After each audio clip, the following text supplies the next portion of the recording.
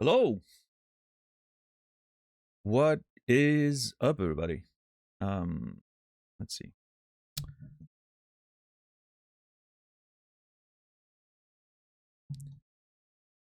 There we go. Much better. Rasta, Noob, JR, Shezar, Sim, $10, Seraphin, Enkthar, Colette, Hubs, Person, Battery, Dax, Sam, Wern, Heroes and Diamonds, Zulu, Goblin, Sokaman. How's everybody doing today?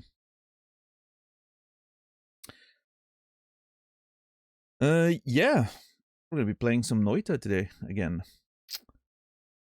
Like I said the other day, I think Noita is going to be sitting in that spot of, I don't know what else to play. I'm just going to play Noita, or I have a few days to kill, so let's play Noita, right? I think that's going to be the position this game's going to take going forward. Saladino, thank you for the 49 tier 3. I appreciate that. Thank you very much. Appreciate it. Thank you. Thank you. That's a long 4 years plus of support. That you will be remembered. What's up, Dwarf? What's up, Torny?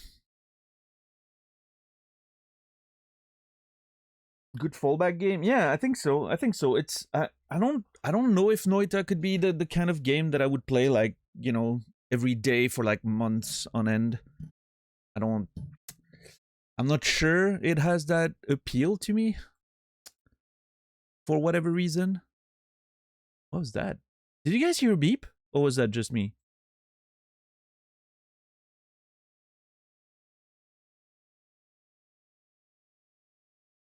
I did not. Okay.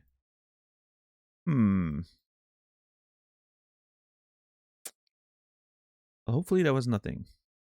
Um but yeah, I mean it's always an interesting game to just come back to and slowly, learn and figure it out. Do you think there will be a time where you'll play Noita off stream, or is your progress trapped in streaming mode? I'll probably just stream it. I have so many things to be playing off stream. I'm not gonna, I'm not gonna start playing off stream games that I could be playing on stream. I was talking about Noita, Brayboot. My summer car it's gone forever. I'll enjoy watching Nasrallah play through the game, and I think that's fine. I think it's a way more fun game to watch than play anyway. What's up, Puka Bear?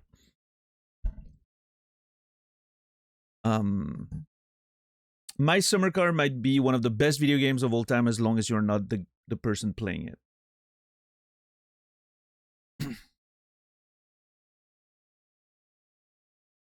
Yeah, I don't know. I mean, listen. What's up, Stella?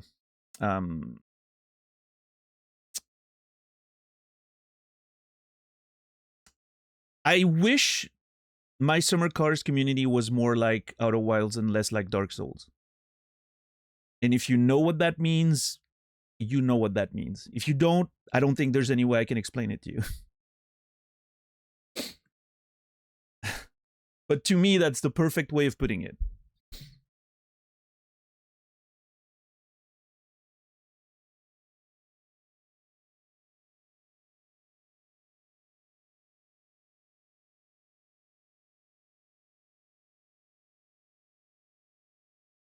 If my summer cars community was closer to the Outer Wilds community, it might be one of the greatest streaming experiences ever.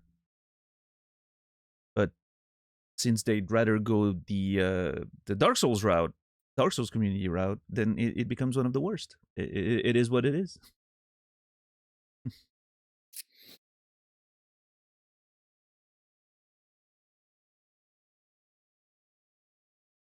Let's see.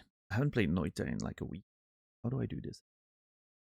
I go there. Ooh, wait, hold on. I need to. Yeah, okay. Switch those things around. Jesus, that white screen. And there we go. That should do it.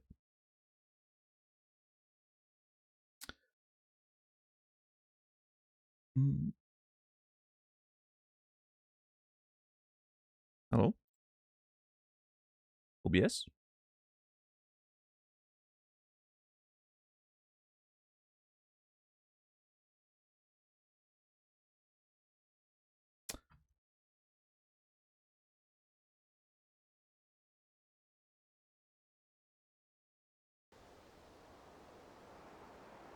There we go.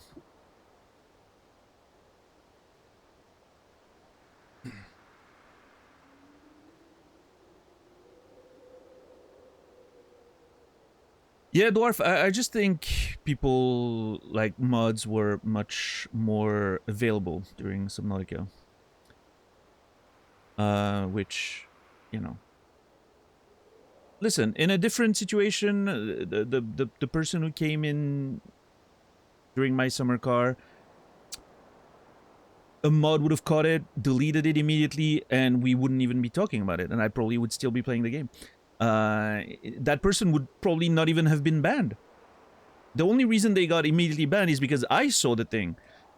Something, yeah, people accuse the mods of you know, being overzealous. They don't realize they're lucky that the mods are seeing the messages. I would be banning people by the handful if I was dealing with all that. Like, even the slightest amount of backseating would have me ban people. I don't have a delete button. I just ban.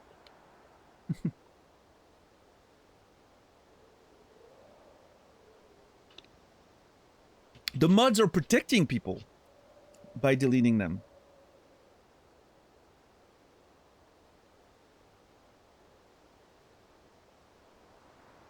What's up, Deadly? Power abuse? It's not power abuse, I'm just protecting my space.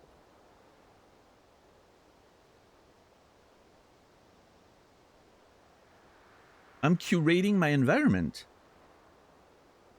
This is my house on the mountain, you know, in the middle of the forest. That's my cabin. I'm making it exactly how I want it to be, you know? Because I'm gonna live there for the rest of my life.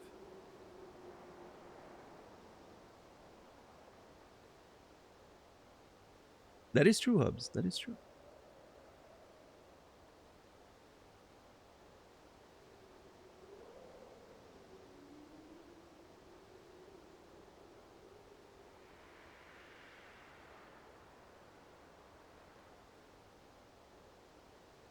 Well, that's the thing, Torny. I don't think these people care that much about that. One thing that I've noticed, and I feel like there's really two types of, well, I mean, there's more than that. It's probably a spectrum, but there's two types of communities when it comes to video games. There are certain games where the communities, they really want to watch someone learn the game. Like, legitimately experience the whole thing and learn about the game. Those are the Outer Wilds, the Disco Elysiums, the Blueprints, and all that, right? And then there are communities that pretend they want to see new people learn the game, but that's not really what they want. What they want is they want to teach a new gamer the game. They don't want to watch a new player learn the game. And those, for me personally, are the worst. Obviously, you know, for some people it's great. And like, you know, let's say you're like, MMO communities are a great example of that. MMO communities love to teach new player the games, and I think in many ways that's great, because MMOs are this sort of game that you're gonna they're almost impossible at like, if you, especially if you come in an MMO late into the game cycle, they're impossible to learn without external help. Like, they're not at all designed for that, right? Like, you kind of have to, otherwise you're gonna just suffer. I you know, it's probably fine, but like, when I got into like Final Fantasy 14 like a year ago or something, I had to Google shit up. Like, it is so impossible to start a live service game so many years into it, especially MMOs that have constant updates and all that. Like, you're approaching a product that is not designed to be approached at that point. It was designed to be approached a year ago and build upon that, right? So in that sense, I mean, that's totally fine, right? Like, I know a lot of streamers that love getting into new MMOs because there's a whole bunch of the community coming in and trying to help and teach you the game, and that's great. But I think for a game like My Summer Car, you know, there's so much to be gained to learning by yourself and just figuring it out on the go, right? Like, the some people might not believe that, but the game is designed to be learned. There's a trial and error system that is there to allow you to do that kind of stuff. And I feel the same about Noita. I think the Noita community is a bit split in that sense, but, you know, like the two aspects I've mentioned, those who want to watch a new player learn the game and those who want to watch a new player, those who want to teach a new player, I think it's kind of split when it comes to Noita. I've seen both sides pretty strongly. But again, Noita is a great game to be approached completely blind and just, you know, and just learn it. Like, the game is literally designed to be experimental. to be experimented with, to be approached with a little bit of a scientific method and just try things and see what happens. Like, that's literally 90% of the appeal of the game. Do put stuff together and see what happens, right?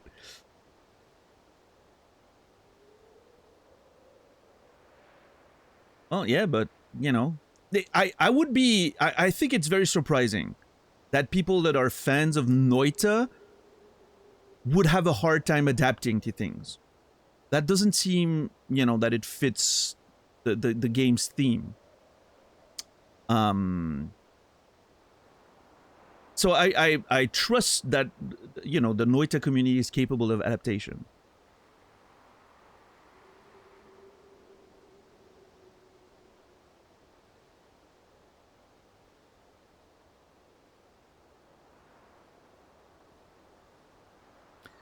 But yeah, I mean, you know, it is what it is.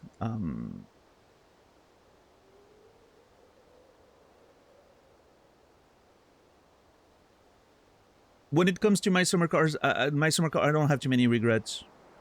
Like I said, I enjoy watching the game, so you know.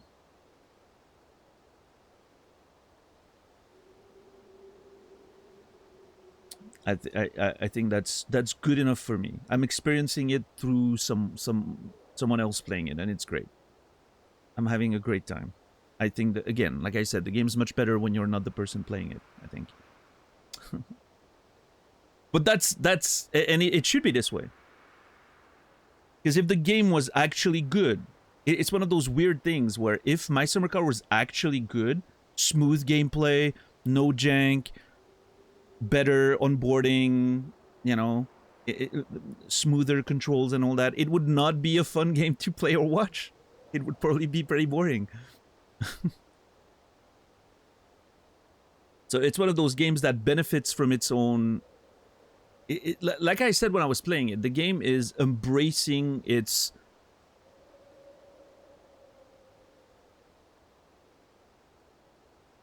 It's embracing low quality as an aesthetic. And I think that has a lot of value.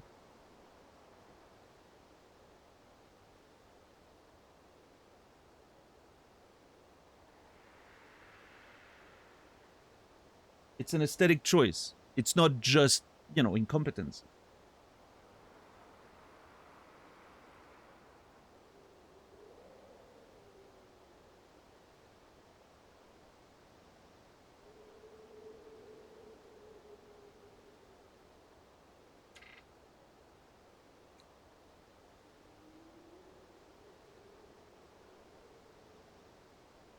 But yeah,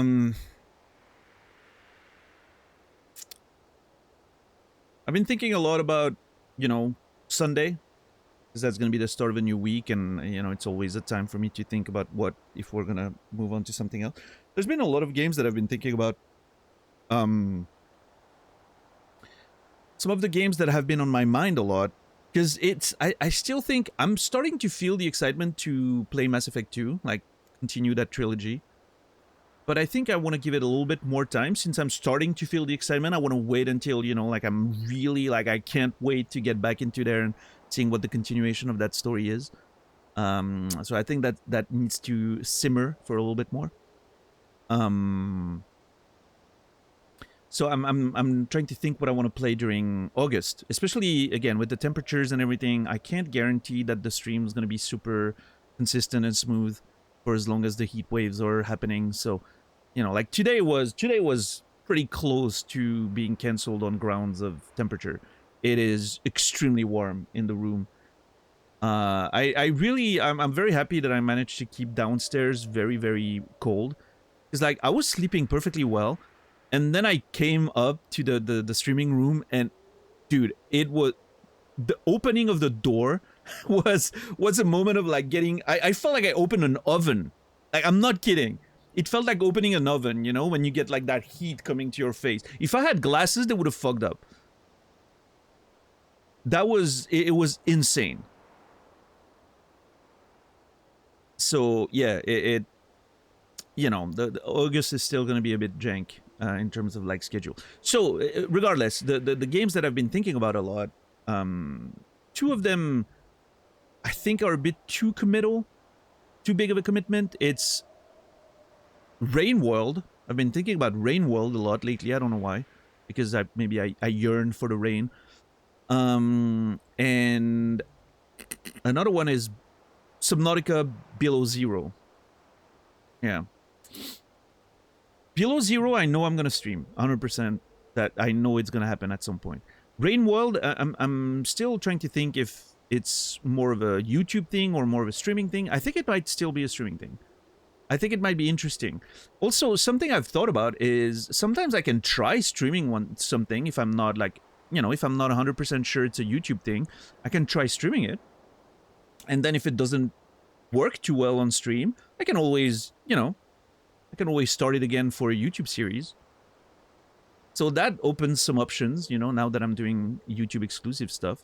So yeah, that's pretty reassuring to have that option.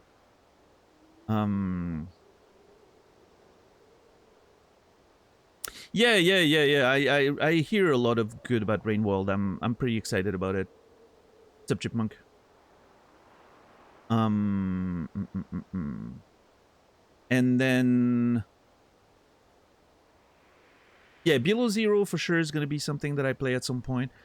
The other things that I've been thinking about, like in sort of a lower commitment kind of thing, is I've been wanting to play The Walking Dead, the Telltale Walking Dead game. Because I don't know, there's some appeal to just sit in front of a screen and let the game tell you a story. Very low effort as a streamer.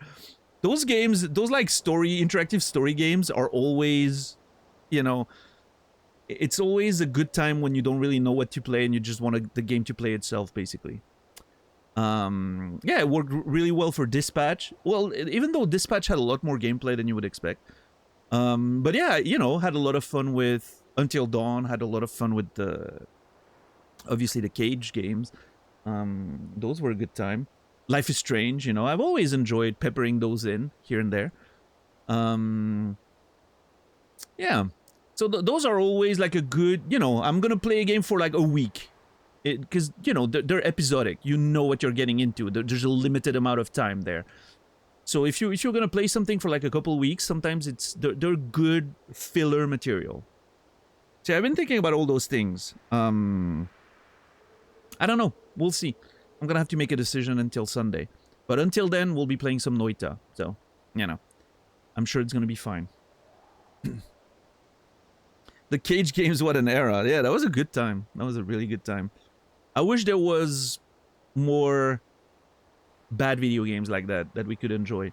I mean, there probably are. Like I could like search for them actively, but yeah, there's more Life is Strange stuff that I need to play, and there's a bunch more Telltale games. The Lost Tapes or something, Lost Records, and then Tell Me Why, I think is another one. Like there's a whole bunch of those Telltale like of Life is Strange games with the same sort of spirit. Those I need to get to. The Quarry is still something I need to play eventually. Yeah. So. My trillionth petition for an Omicron stream. Oh man, you know, person, I think it would be... I'm not even sure you can run that game properly on modern hardware. That's hurdle number one. Hurdle number two, I can tell that game's gonna be a hell to balance audio-wise. For some reason, I remember it being bad back then. Like in the, you know, when it came out. So it's probably a nightmare now. Yeah, I don't know. I wouldn't hold my breath for that person. I'm sorry.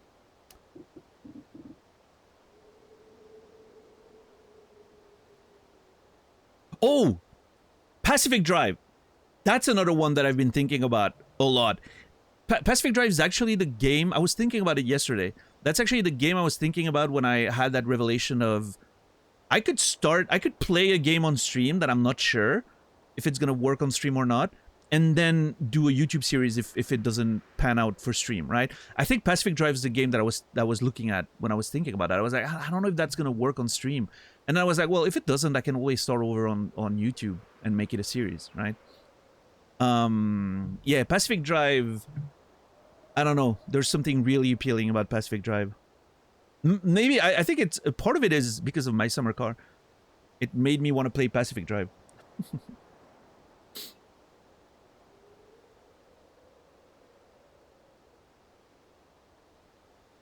I'm not holding my breath for it, but I can dream the fever dream that is Omicron. Listen, person, if you ever if you ever win the lottery and you have like $10,000 that you don't know what to do with, and you want to sponsor an Omicron, I'll play the game just for you. Like literally, I'll play the game just for you. Maybe not even on stream or something. You'll have my personal. I'm gonna do private Omicron streams just for you. You can even be on. We can even talk while we're playing it. Private shows, exactly. I'm branching out. I'm turning, you know, maybe there's some stuff we can learn from MyFreeCams and Chatterbait and all those websites. Private shows. That's the future. Yeah, you can hire me to play the game of your choice while we're talking on voice.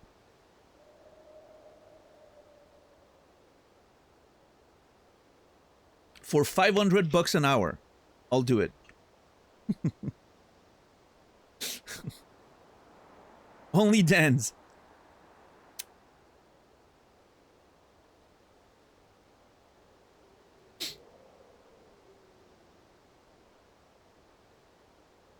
Apparently, Omicron got an update in March for Steam Cloud Save support. That's crazy.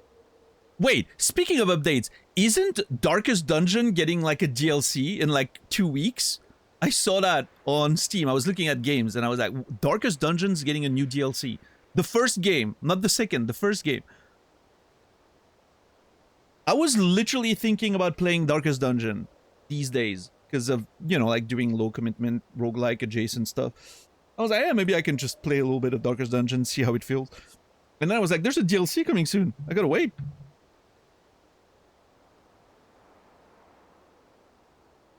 Have you ever streamed the OG Deus Ex? No. I don't think I will. However, I do want to play the modern Deus Ex on stream. Those look fun to stream. I think the first game's obviously better, but I don't know. You know, thinking about the streaming experience, I think the modern ones would be better in that sense. The original Deus Ex could be something I would record a playthrough for the exclusive YouTube eventually. Yeah. Reminder that I have a YouTube channel. There's nothing on it yet. Not the VOD channel, like a proper The Daniel Matt YouTube channel, where I'm going to start posting exclusive playthroughs. Stuff that it will only be on YouTube. Not streaming, not a VOD. Recorded specifically for YouTube. Starting in September, I think. Unfortunately, I'm a little late on the schedule compared to what I was hoping for. You know, the heat waves have slowed down my production because obviously I don't even boot the computer some nights just to let the temperature go down and all that. So yeah. Oh yeah, Chipmunk, Gris or Gris, I don't know how it's supposed to be pronounced. I don't know if it's the French word or whatever, is literally installed on my Steam right now. So I don't know when the playthrough will release, but it's going to be recorded pretty soon. It's going to be one of those that I keep as a, you know, like a buffer. And we'll see when it releases, but it's going to be recorded soon. Like Grease? Interesting.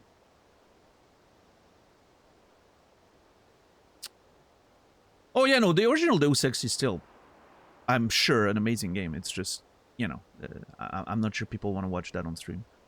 I think a YouTube series could be interesting, though. Again, like the advantage with YouTube is that there's so much more freedom about it. Because there's no need for an active current audience. A lot of things something that people, I don't think, a lot of people who just watch Twitch don't really, you know, live in that ecosystem or anything. Don't realize I think what makes a good streaming game in terms of the value it brings to a channel, like the metrics, right? That stuff nobody likes to talk about. It needs to have an active watching community, which a lot of games don't have that. It's actually pretty rare. Games that have an active watching community. YouTube sort of sidesteps that problem because it's a thing that, you know, your playthrough is out there and someone wants to at some point, oh yeah, I've heard of that Deus Ex old game that people have been mentioning, you know. They're not gonna go on Twitch to watch someone play it live. That makes no sense, right? I do the same thing, even though I'm very much like a Twitch hardcore, you know, viewer. Like I'm part of that ecosystem. I'm constantly on Twitch. I always have a stream open. If I want to inquire about a game that I've heard about, I'm not gonna go on Twitch to watch someone play it live. I'm gonna go on YouTube and watch the beginning of someone's. There's literally readily available start of playthroughs on YouTube at all times, right? I can just search for it and there it is. So that's where you get the value from YouTube, right? It's just that availability, that permanent availability, which, you know, if someone is curious about Deus Ex, they look for it on YouTube, they might find a playthrough, you know, that someone recorded someday, right? It doesn't matter when. And that, I think, is that sort of freedom that YouTube is offering, which is why I was recently very interested in recording specific playthroughs for YouTube, stuff that I don't think would do very well on Twitch, right? And yeah, I've been enjoying the process. I'm not gonna lie, it's been a hard adaptation for me. I've mentioned that before, but I find myself while I'm recording glancing at chat because, you know, you're used to sort of that interactivity and all that. And there's those moments where something happens and I'm like, I'm super excited about it, and I glance and there's, you know, obviously nothing. And I'm like, oh, that's sad. Like there's a feeling of like loneliness that suddenly strikes you and you're like, oh man, I wish I could share this live. But I think it's one of those things. It's like writing a book. The sort of that gratification comes later, right? It happens later when you start publishing the videos and you can see the reactions, and that's when the fun happens, and it's longer lasting. So it has that sort of, it's sort of rewiring myself to think about it more as like a long-term thing, much like writing is, right? It's less that immediate, we're playing a game together and as soon as something exciting happens, right?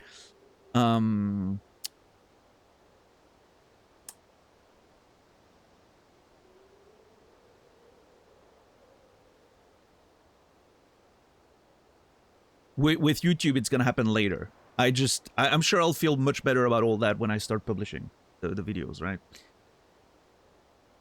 But you know, I still address the viewer. I still pretend that people are watching and look at the camera and all that. You know? It's just it's a little bit of adaptation. It's interesting.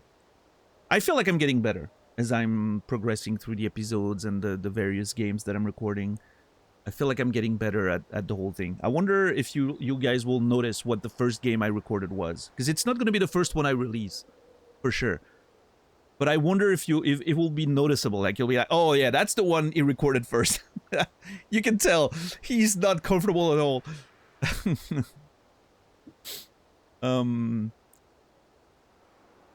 Yeah, it's gonna be an interesting time when that happens. Yes, yeah. I don't think I'm calling people chat. I think I'm just addressing the nameless masses. You know, it's a Friar. No videos have been published yet. I'm still building a buffer of recordings. I want to have like a few games like all recorded, ready to be published whenever, so that when I start publishing, I can make sure like there's at least one video every day. And if something happens, or I can't record for a while, or I don't know what to play for a little bit or whatever, there's no like interruption in the publication. So that's why I need to have like a couple months of releases already banked up, right? That's my goal. So that's what I've been working on lately. I think my plan is to start releasing stuff, start publishing stuff, like launch the channel officially in September. That's the goal. Yeah.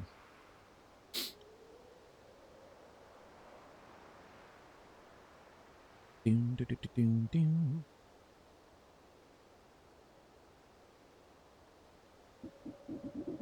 But yeah, I mean, we'll see. We'll see. I'm probably gonna be starting a game on Sunday. I just don't know what it is yet. Could be Pacific Drive, could be Rain World, could be Below Zero, could be The Walking Dead if I want something that's, you know, much more relaxing for me. I don't know. I haven't decided yet. I'll decide in the next couple days. We'll see.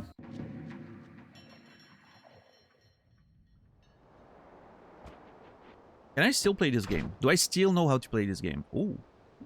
Unstable crystal and acid potion.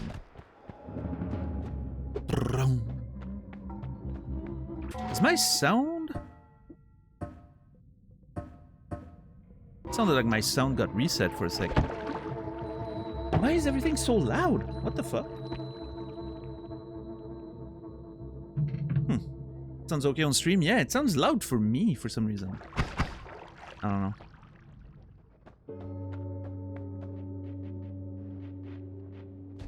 But yeah, I don't know. Seems like a lot of you guys some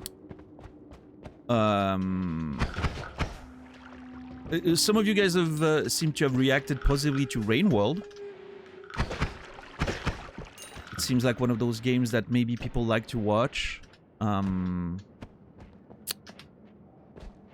So that's good. Obviously, Subnautica is pretty popular among the Colette side of the community, it seems like. Yeah, I've heard so many mixed things about Subnautica. I'm very excited to make my own opinion. Seems like a lot of people... There's like a bit of a divide of some people saying that it's just as good as the first one, and some people saying like it's a much inferior game. So I'm excited to see where I land on that. There we go. What's up, Dundee? How are you doing today? How am I liking Noita? Noita is great. I think my only gripe with Noita, and probably the reason why I don't think it's a game that I could just play continuously, right? Is... Can I? Oh, yes! Burn. Oh, shit. Come on. What the fuck? Oh, I'm drunk. Okay. Yeah, that makes sense. The only reason why I don't think I could play Noita continuously forever, like, you know, like play every day for weeks and months, is the parts that I really like the most about Noita are a little too few and far between.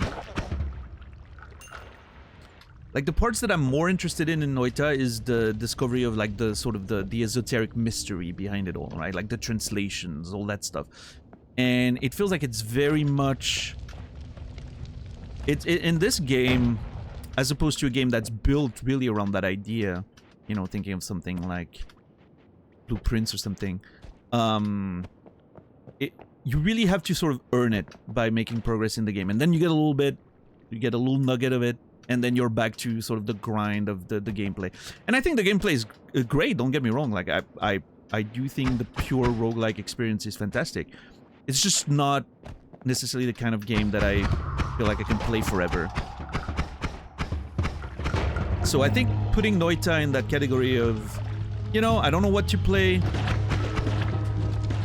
I have nothing to play for a week, or I'm waiting for something, or I need a break or whatever. It's that little game I can pull out whenever I want something completely different. Also, I don't have water right now, so we're... Yep. Nothing I could do there. I do not have water. Extinguishing me with acid potion would not have been great. What is that? That oil, okay.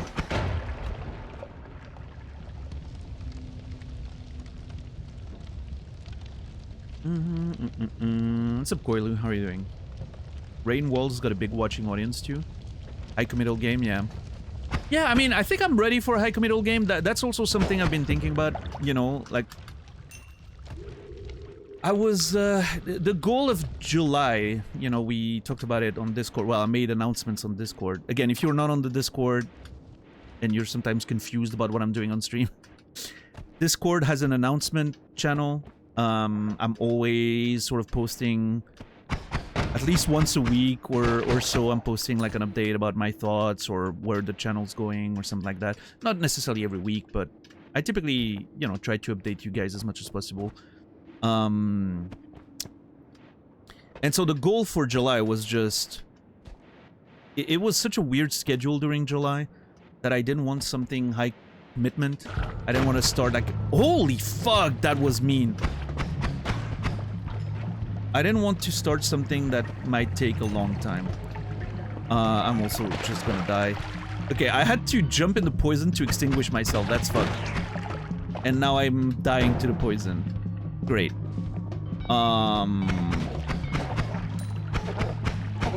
Unless I can find some water real quick. I hear water down there. Oh my god. Whew. So yeah, I didn't want anything high commitment in July. Because again, the schedule was all over the place. Heat waves, World Cup. Many elements that were throwing the schedule off. So that's why we, you know, tried a few things. Played a few roguelikes. And that was great for a little bit, but I'm also, holy crap, what the fuck was that? I'm also realizing that that's not how I prefer streaming. I like committing. I'm a commitment, you know, addict. I like getting into something for real, you know? I'm not afraid of commitment. I'm not afraid of digging deep into things. That's who I am. I like starting a game and just preparing to go full, you know, until it's done or... Oh my god, this is such a mess. So for me, it's weird to just play a game and not be committed for a long-term playthrough, you know, it doesn't feel right.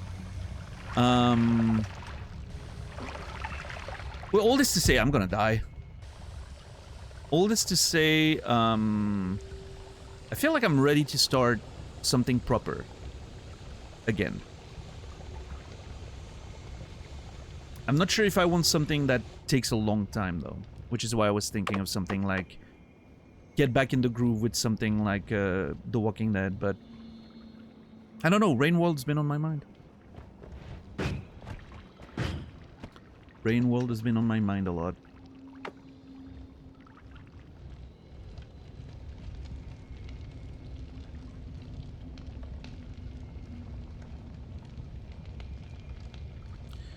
Oh. Have you thought about Blueprint Season 2? Not really. You know, it's one of those things where... Yeah, I haven't felt the desire to return to the... I feel like I've really played it to satisfaction, and to me it's more... It's a different thing than a game where I'm like, I can't wait to return to it because there's more that I want to see. For me, Blueprints sits more in a space of like, if I never play that game again, it's okay. I feel like I've played it to completion. It will forever be one of my favorite games of all time. But should I ever want to play the game again, there's more stuff that I haven't discovered. Like, I'm not gonna replay the game and just rethread stuff that I already know. I'm actually gonna have new stuff to figure out and find. Which is it's kind of a great place to be, I think. It's a great place to be in, to have that option, but, you know, no pressure to... Ugh! Oh my god. Did I kill it? I did. Daniel's not a one-night stand kind of guy? Well... No, I'm not. That is true. I'm not saying I've never been in that situation. More than once. But it's true that I'm not a fan. I'm not a fan.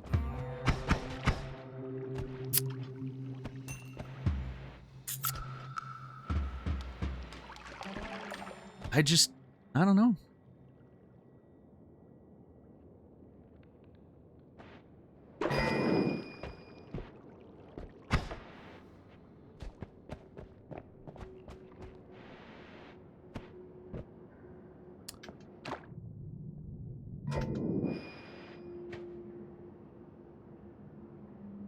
Worst part about the one-night stands that they usually have only one drawer and made of cheap particle boards. How dare you?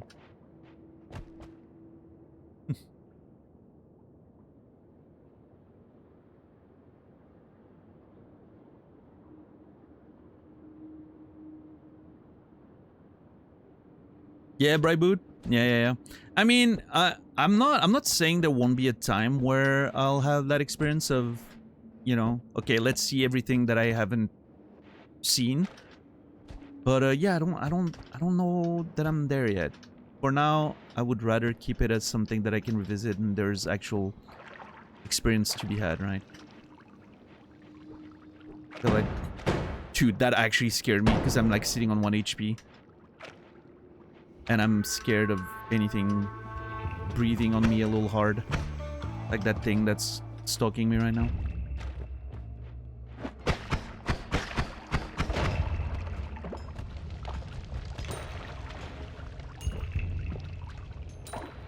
Dude, where's the exit? Oh, come on. What's up, Moist? I cannot believe I caught on fire there.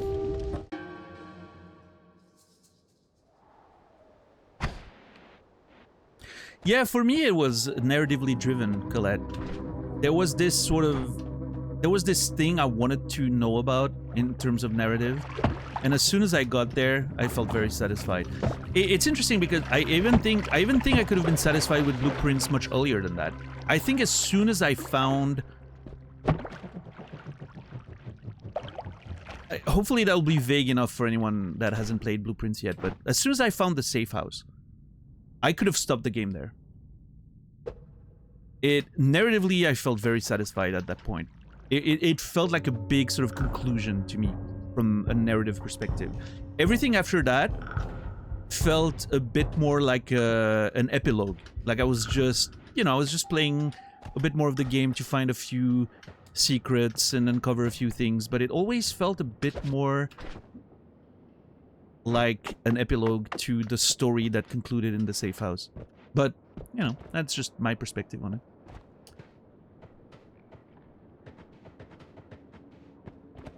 Yeah, Bryboot. I'm very good at that. Fortunately, I'm very good at just... You know, I get that question a lot when I'm streaming, right? Oh, when you're done with the game, will you look up all the things that you've missed or find the answers that you didn't get during the game?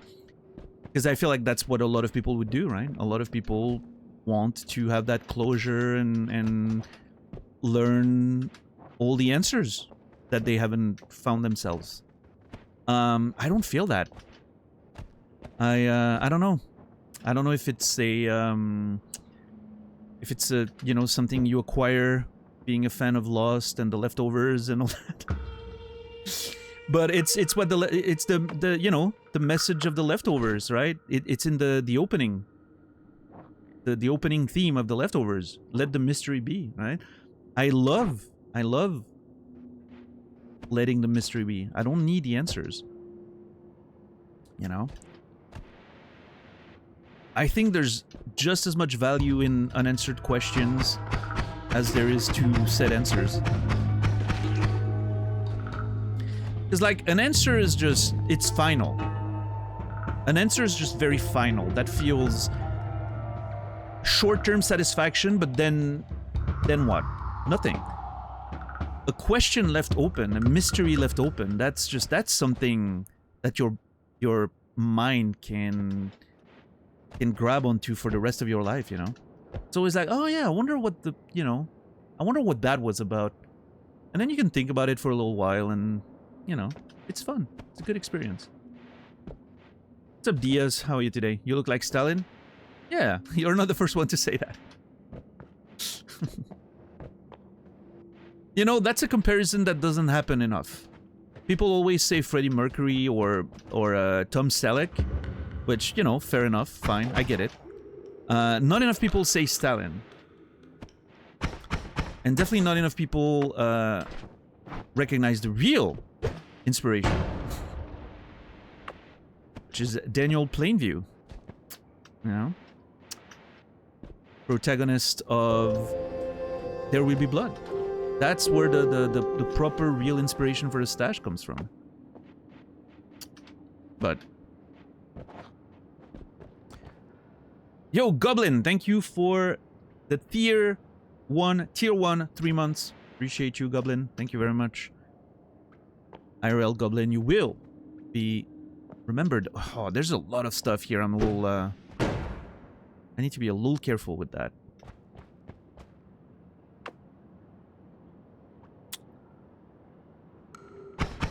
What's up, B-side? How are you? I want to see how you feel about the solution for the gallery puzzle. I mean, we found like the answer to the first one in the gallery, and I don't think I ever understood. I found the answer to the first gallery puzzle, but I don't understand why that is the answer. I don't think I ever figured out why that is the answer. So I'm even more mad about it than I was when I couldn't find it. When I couldn't figure it out, it was like, whatever. Now I'm mad because I have the answer and I don't know why. That's the worst part. That's gonna go big bada boom, I think. Nice.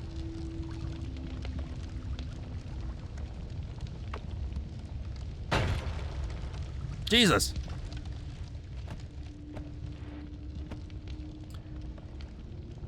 Daily Stalin comparison, check. Yeah, Colette. Unfortunately, it doesn't happen daily. I think the daily Freddie Mercury comparison's a little more frequent. Watched The Fifth Element in theaters yesterday. Whoa. Sick. They're replaying The Fifth Element? Man, I wish that was a thing here. There's not too many old movies replaying in theaters around here. It's just not happening. Man, The Fifth Element was so great. I did see it in the theaters, you know, back in '97. It was one of my favorite movies, in fact, at the time.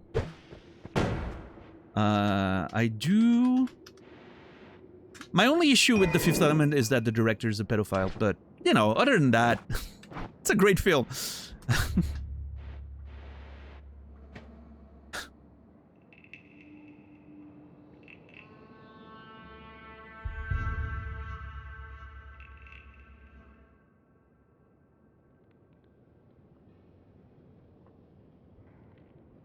I finally understand. Yeah, Colette, maybe not. Yeah, I don't know. Also, you look like Omni-Man. Yeah, I think I've heard that before. The first time someone mentioned that I look like Omni-Man was during Fallout 4. I still remember that because I was very confused. Because I've never watched, is that Invincibles? Is that the show? I've never watched it. I hadn't heard of it at the time. And then someone mentioned that, so I was like, oh, okay, I've never heard of that show, so. But yeah. I can see it. I've seen the pictures since. I can see it. I don't think it's the worst comparison.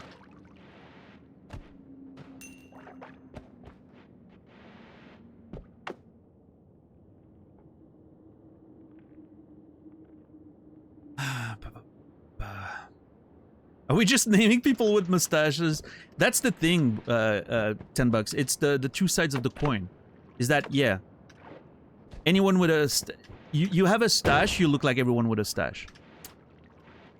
But also on the plus side, every time I create a character in a video game, as long as I can slap a stash on them and black hair, everyone is like, oh my god, you look so much like your character. Like, how have you done that? And I'm like, I don't know, I just put a stash and black hair. I get literally zero effort, but I still look like myself. So, you know, there's the two sides of the coin right there, I guess.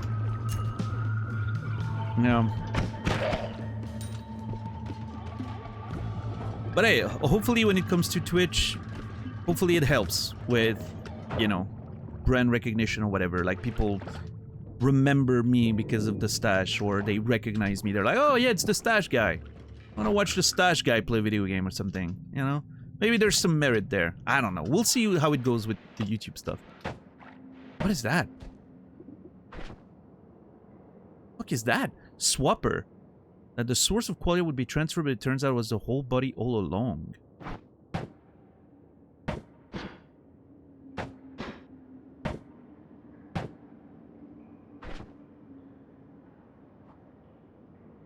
I am so confused. Oh, maybe I need to hit something with it, and then I swap with them.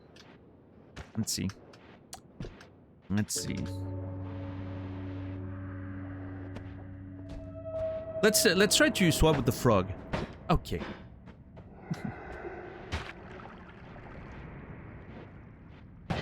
Yeah, okay, that's what it is.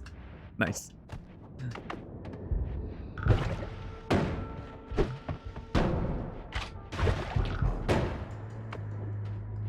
Guys, I don't know what to play. I feel that's so hard, Zia. That's been my past couple of weeks. It's been a very difficult time for me to find what to play. Like, I was literally, the other day, I didn't do it, but almost posted, oh my god, I feel bad just thinking about it. I almost posted in the announcements on Discord with like several games and a little circle of color, and then put as a reaction the circles and let you guys vote on what you would like to see me play. I almost put up my next game to a poll. Can you imagine? How bad is that? We're fucked. This is the end.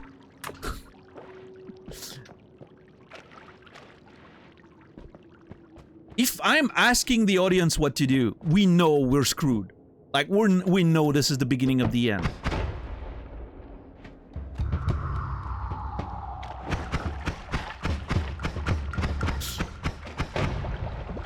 Huge slam on Colette out of nowhere.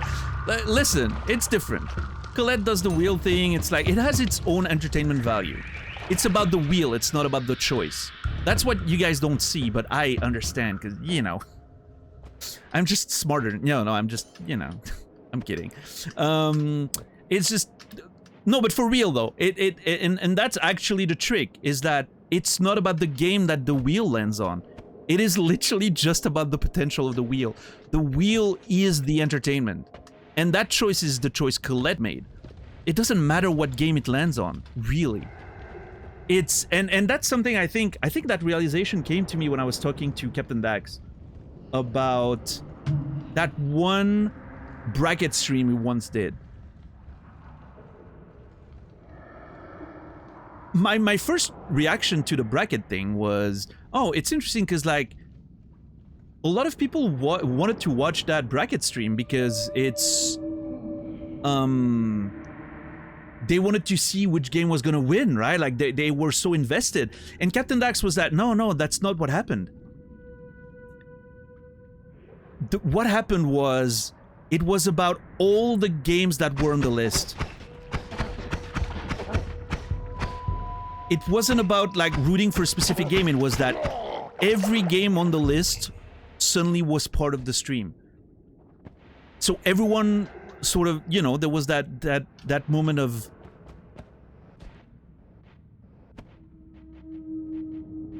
it doesn't even matter what the end result is. It's just that suddenly you can talk about everything. All the games are in the wheel, and it's the same system with the wheel. It's the potential. It's never about the result. And yeah, Captain Dax noted that, and I was like, oh shit, yeah, you're right. I'm paraphrasing. I don't remember exactly how the conversation happened, but that was sort of like the essence of it. Yeah.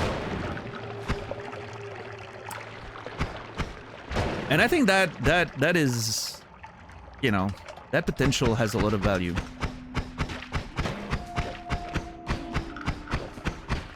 In fact, I wouldn't be surprised. I don't know how much Colette looks into that stuff, but I wouldn't be surprised if literally the numbers are higher when she's pulling up the wheel and she's about to roll it. And then as soon as a choice is made, the numbers go down slightly. I wouldn't be surprised. Because it's never about the result. It's all about the potential. The actual entertainment is the wheel spinning. It's not when it stops.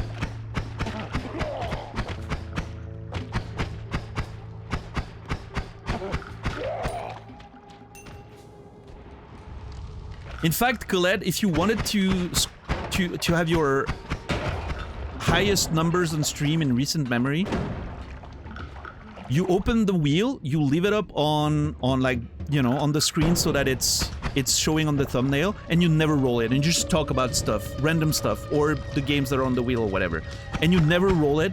I swear to you that will be your highest viewer stream in recent memory.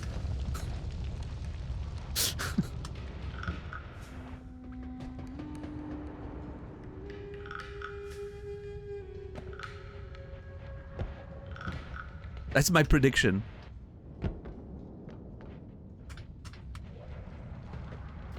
What's the potential? Viewers all imagine Daniel commiserating with their favorite played experience. Yeah. Yep. And kind of the same thing happened recently when we did that sort of brainstorming stream, right? Huge numbers for that stream, out of nowhere. And I was just mentioning, I think the stream before that, I was a little down about the sort of metrics recently, and we were talking about it, and I remember saying something like, I could literally just go just chatting for a stream and have a stream title like Let's Talk, and just literally have no plans whatsoever, and I would do better numbers than I am planning like the next game or thinking about, like properly doing a playthrough and all that. And I did that the next stream and it worked. Like, that was exactly what I predicted. I'm telling you, the potential of that sort of like anything goes.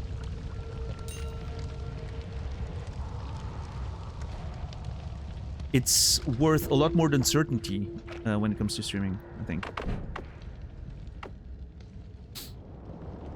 I don't know. Maybe it's just me. Maybe I'm a just chatting streamer that refuses to be one. Maybe that's what I am.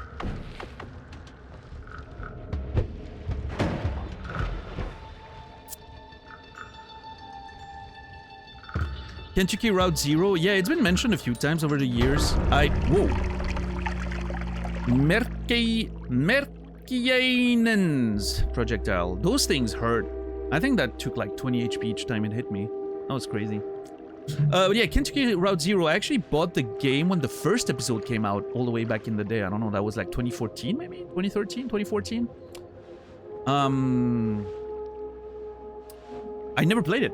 But I bought it when episode 1 came out, because I think it was mentioned in like the same conversations as stuff like Gone Home and all that, like those sort of narrative, like very linear walking sims and all that. It was mentioned the same. I also got, at the same period of time, I remember getting Oxenfree, Firewatch, which we did eventually play on stream. But I haven't played Oxenfree yet. I haven't played Kentucky Route Zero. Yeah. Just chatting in denial. Yeah, no, I'm pretty sure that's what I'm doing. Yeah, the swapper. I'm not a big fan of that, although I could see maybe like there could be some combinations with it.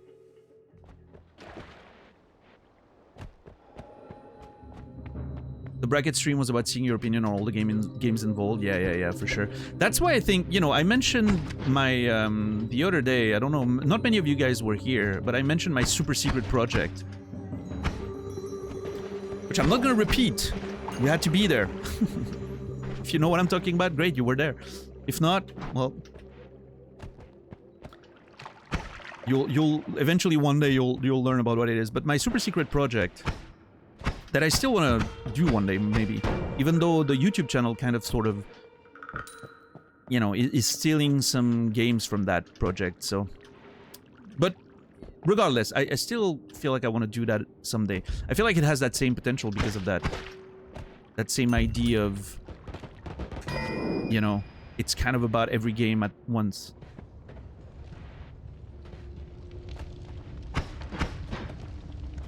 Yeah.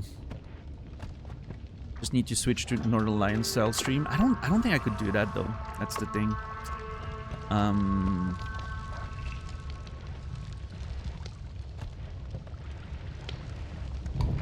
Because a big part of the Northern Lion thing is he plays games that don't really matter.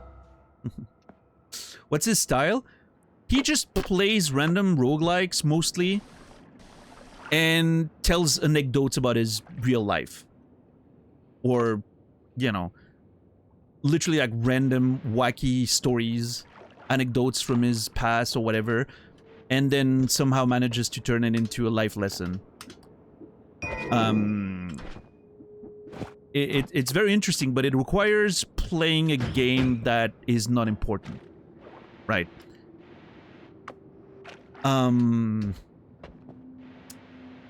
Which I don't think I could do that. Like, for me, part of the appeal for me is it's always been that the game is sort of front and center, right? Even though we take, we like to stop and converse about random stuff. it's still most of the time putting the game front and center and really appreciating the art and talking about it and like amplifying the experience of playing the video game one way or another, right? Even most of the time the conversation we're having is because the themes were brought up by the game, or it's highlighting something that's happening in the game, right? So I don't think it's quite the same. I think it can appeal to the same people, but it's definitely a you know, bit more of a game-centric approach compared to what NL's doing, yeah. Which I think, you know, I think NL's streaming style is great. It definitely works well for him. Much easier to clip farm with that, that's for sure.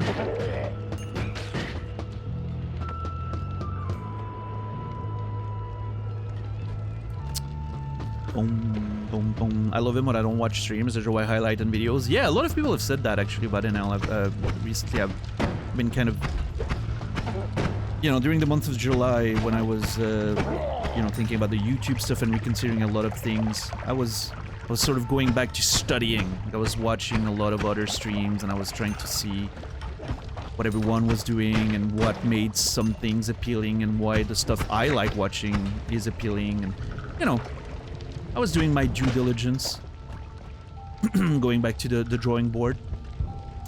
And yeah, that's something I've noticed about NL, looking about, like, people talking about him on social media and all that, is that, yeah, a lot of people just watch his highlights. It feels like he's, a big part of his success is due to his, editor. His editors are doing insane work. Which is great. Yeah, no, for sure, Captain Dax, but that only works... That's what I mean, like, it only works with a game that can take a sort of a back step, right? A back seat, or I should say. And that's typically not the games that I like to play, right? Like, it's fine for... Again, like, that's why I like Noita being this sort of... I don't know what else to play, let's just play Noita until I figure it out, right? I like Noita being in that position. I like having that game as an option now, from now on, right? Because it fits that, oh, well, I don't really know what to do. Having a conversation with chat's probably gonna help. And there you go. That's perfect, right? That's exactly what I need the game to be. I'm very grateful that I found Noita. Oh my god, this is gonna be insane. Old.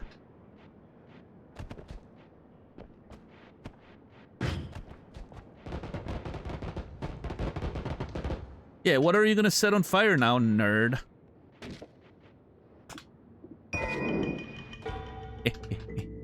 What did I just pick up? Oh my god, I hate this shit. I mean, those are maybe decent spells that I can maybe do something with later, but... So is it gonna bring me back to those spots? Yeah, okay, that's how it works. This is so annoying. What is this one? I need to stop pressing that.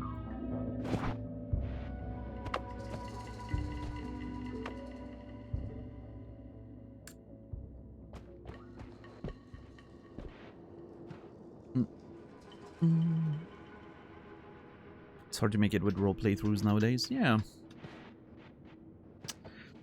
But that's the thing. The harder it is, the less people are gonna do it. The less people are gonna do it, the more of a demand for it, you know, suddenly happens. I feel like I'm almost... It's weird because like 20 years ago, or not 20 years, 15 years ago, what I'm doing right now was what everyone was doing. That was streaming. Well, outside of the esports guys, right? But like, everyone that was playing video games on stream outside of the esports guys, their streams were exactly what I'm doing right now. You just play a game, you talk about it, you just... The game was on the forefront, people would watch, and that's it. That's not what streaming is about anymore these days. There's so much, like, so much of streaming, and I think, I don't know if any of you watched or paid attention to Streamer University, or whatever it was called. A lot of it highlighted that. None of it was about video games anymore. None of it was about what a lot of Twitch originally was. And I'm not, you know, I'm not, this is not like old men yelling at clouds. I'm not saying like, oh, it should be about gaming. No, I don't care. Like, it's cool that streaming's about everything. Stream whatever, right? Like, that's, I always thought that was the actual, like, ideal state of streaming, is just stream whatever, right?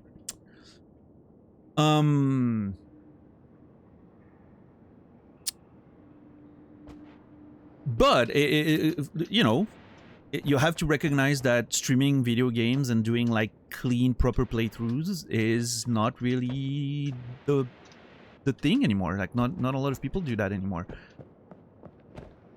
Which also means that there are certainly people that feel a little bit alienated on Twitch, and that feel like, well, there's not really any streamers I can watch anymore because they all do, you know, that clip farming nonsense, and that's not what I'm interested in, right? That's how I feel in many ways, right? Like, if I look at the most popular stream these days, I have no reasons to watch them. It's not the kind of stuff that I want to watch. I don't care about, you know. I don't know how to describe it. It's like self-sufficient, self-contained content. The content's about the content. Does that make sense? It's like the only reason to do the stream is the content that the stream itself is creating.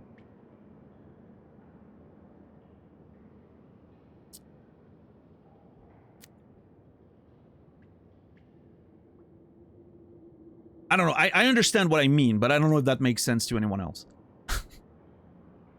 That's not personally the way I like doing it, right? I think for me it's always about... It's always about the art. Whether it's the video game that we're watching, right? The art in itself being the game, and you put that front and center. Or, you know, it's about the conversation you may have about just, you know, culture, movies, music. Bringing stuff from the outside and sharing it, right? Like, it's not just self-contained. It's not, like, imprisoned in its own desire to create a moment, if that makes sense, right? Which is why most of the streams that I watch and the streams that I'm making are, you know, they're not very clippable streams. Like, they're not the stuff that you're gonna see on social media.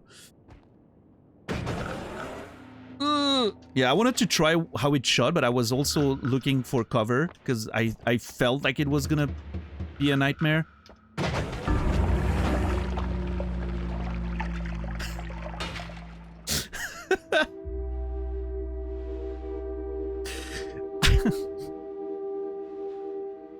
Well,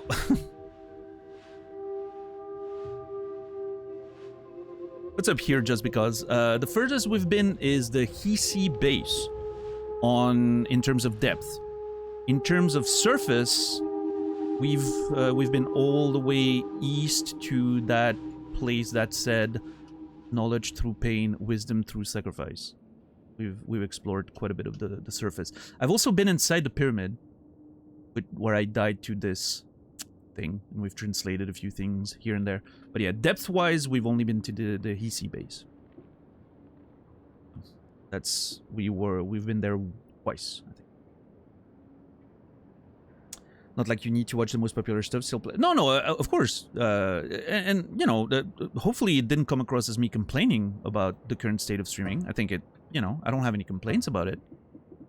Like I said, I think it's, you know, I've always been of the opinion that streaming needed to and deserved to be more than just about gaming.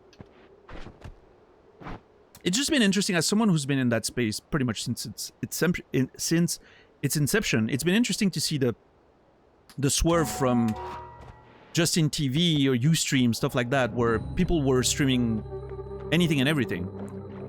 And then, you know, the gaming category was so popular that they made a separate website expressly for it. And then that website basically turned back into what Justin TV originally was. I think it's been quite fascinating to watch that evolution over the years. But as opposed to a lot of people were you know, pretty adamantly against that. You know, like, oh, Twitch should be just about gaming. What is this just chatting stuff and all that? I've never been, you know, never been about that. For me, it's always been. I think you deleted the wrong message. $10. I think just because message was okay, I think Goblin's message was the problem, according to Captain Dax, because it mentions 20 hours run, which implies a certain, you know, it implies that you can have 20 hours runs. No, you're good, just because I think there was $10 didn't pay attention and misread Captain Dax's gun emote, which we use to alert the mods. So no, your message was all good, just because. No worries. Just a little confusion.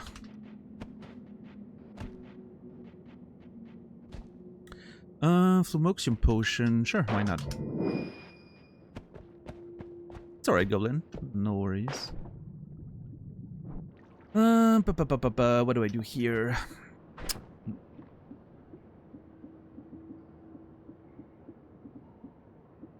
I don't think I care about the pheromones. I do care about water.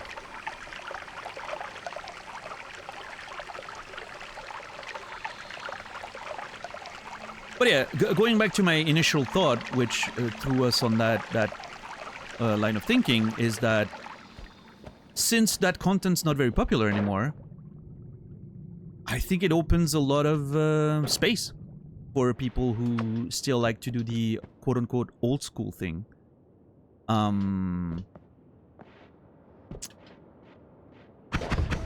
You know, because the audience for those kinds of playthroughs still exist. It's just that they don't necessarily feel like there's a home for them on Twitch anymore. So if we can somehow make them aware. I mean, it's not like there's a lack of let's play, quote-unquote, let's play streamers, right? Like, there's still a whole bunch of them. But I think overall, it's definitely an art that is losing ground more and more. Maybe YouTube will help with that, you know. Maybe YouTube will help orienting people to our neck of the woods. We'll see. I'm certainly willing to experiment with it.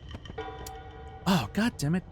Is there really... Can I come from... I would like to only use one bomb to open this passage, not two. Shit. I wasn't sure. Okay. Well, that's gonna suck. Oh, damn it. Oh shit, that actually went through. That explosion was a lot bigger than I expected it to be. Okay, good. Oh, that's a lot of them. I need to move. Oh my god.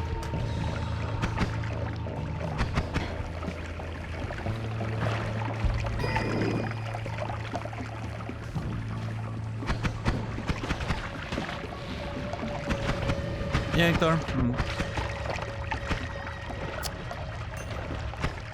Yeah, at the end of the day, like, and that's something I've been thinking about, like, the other day. I was having reflections about the whole YouTube stuff. The only thing that I'm hoping with the YouTube stuff is that I'm not gonna dig in my own audience with it.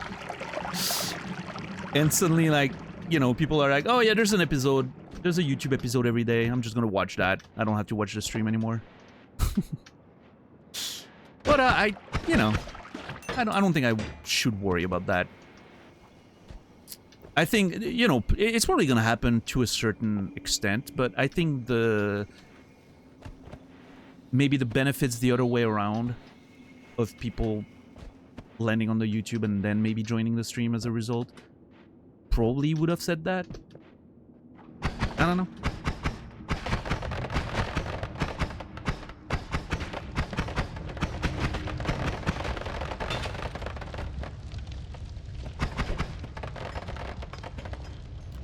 And ultimately, the people who enjoy interacting with the, you know, the live show will still be there for the stream anyway, so.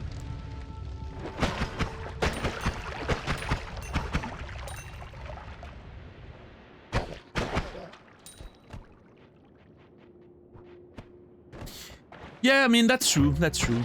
Half an hour of content. It's more of a thing like, oh yeah, I can watch that video whenever. I'm just gonna watch it while I have, you know, breakfast or whatever, or just before bed. Like the kind of moment where you wouldn't necessarily be watching the stream anyway.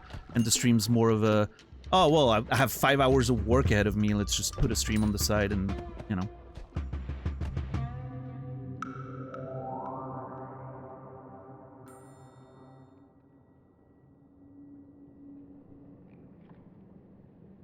My job soon threatens to make semi-regular appearances, attendance disappear.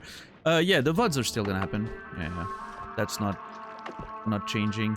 There's one thing we've been thinking about with the VODs is that there is a chance we'll be waiting for playthroughs to be completed on stream before we start releasing VODs. That's something I'm still maybe considering. Just because I don't want there to be so many cancelled playthroughs on the VOD archive, maybe. I don't know.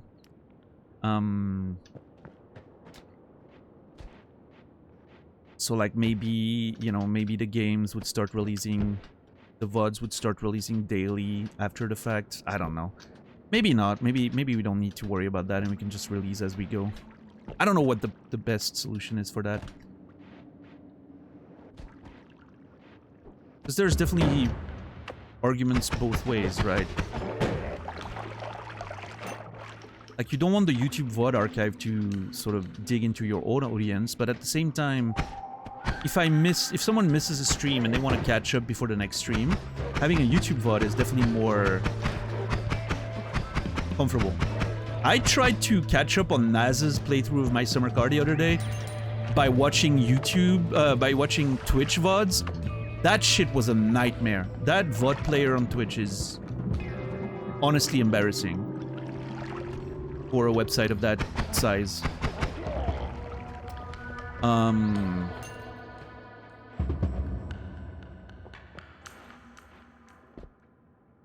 Yeah, that's true, Goblin. You know, having that a trace somewhere of like, oh, I wonder why you stopped playing that game, and they can just watch the VOD. You know, it's meant to be. Maybe I feel less intense about that aspect of, oh, I don't want incomplete stuff on the VOD archive, because it's just a VOD archive at this point. It doesn't matter.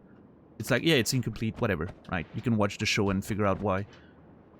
Now that I have the plan for the proper YouTube channel with complete playthroughs and all that, I feel better, because I know, like, my main sort of YouTube presence will be those completed playthroughs, right? So yeah, maybe I feel differently about that than I did, like, even a month ago before I decided to do YouTube exclusives. Yeah, that's a good point. I hadn't really rethought about it. I never went over my own feelings about it since then, so...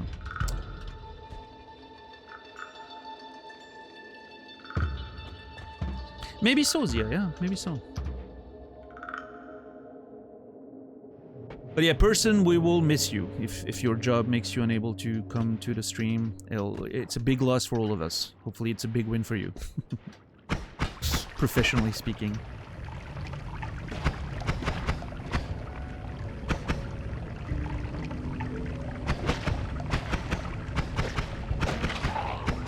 That's gonna be a lot of gold down there, if I can survive it.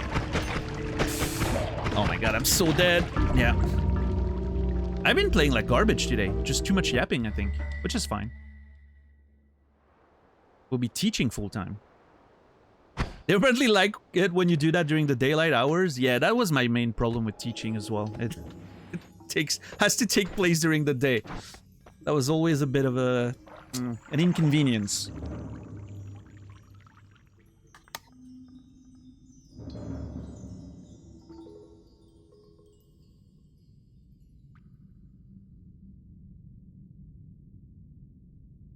Ooh, Jesus. That was a big gulp. I was thirsty there. Cannot wait to open my window and have it make zero difference because it's gonna be so warm all night.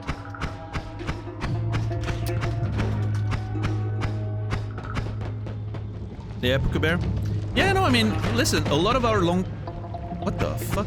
A lot of our longest term, you know, community members definitely, you know, started with YouTube. So I definitely see the value there for sure.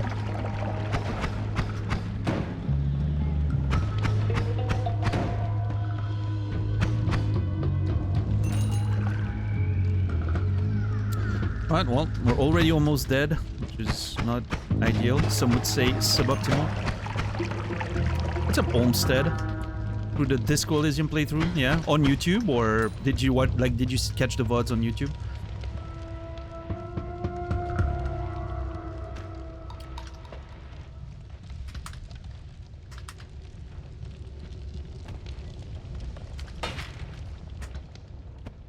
Ooh, there's a... Was on YouTube first, then I lurked on here. Yeah, see, that's... Man, the Disco Elysium is really sort of like the... how do you call that? Like, it's the proof of concept that the YouTube stuff... Obviously, Disco is a special game, and not every game is like that, right? But even to, like, a smaller extent, if you start having so many... Yeah, evergreen. If you start having so many evergreen playthroughs on YouTube, always there, right? For people to catch. Even if, obviously, only a minority of them will be as popular as Disco Elysium, it is still, you know... Still a lot of people who eventually show up to the stream, right? What the fuck is this? Burst of air. Yeah, why is it catching on fire then? Oh, I'm fanning the flames, I guess. Yeah. That is so cool. That looks insane. But yeah, the number of people that have followed the stream because of Disco, whether it's the Jamrock Hobo video or my own playthrough is just, it's an insane number.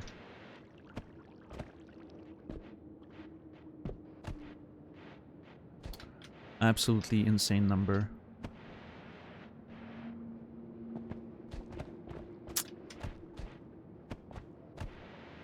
Great game, that Disco Elysium. I am excited to play it again one day. There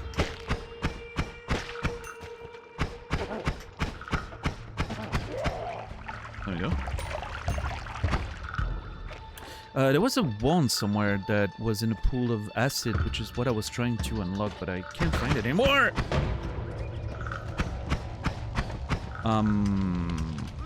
Let's go. Nice.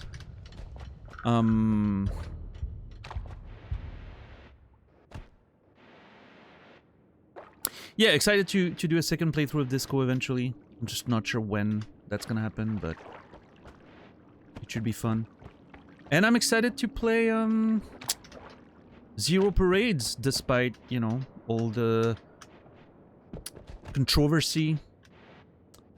I'm still very excited to play that game one day.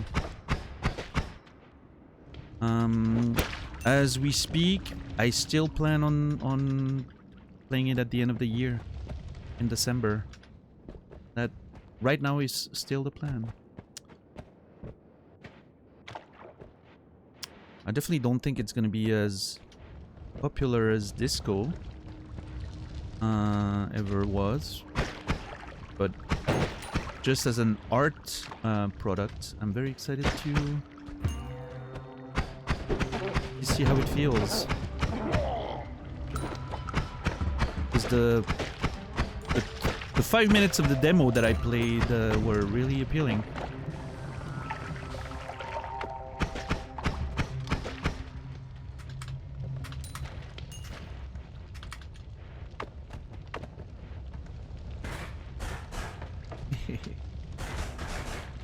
This is so cool.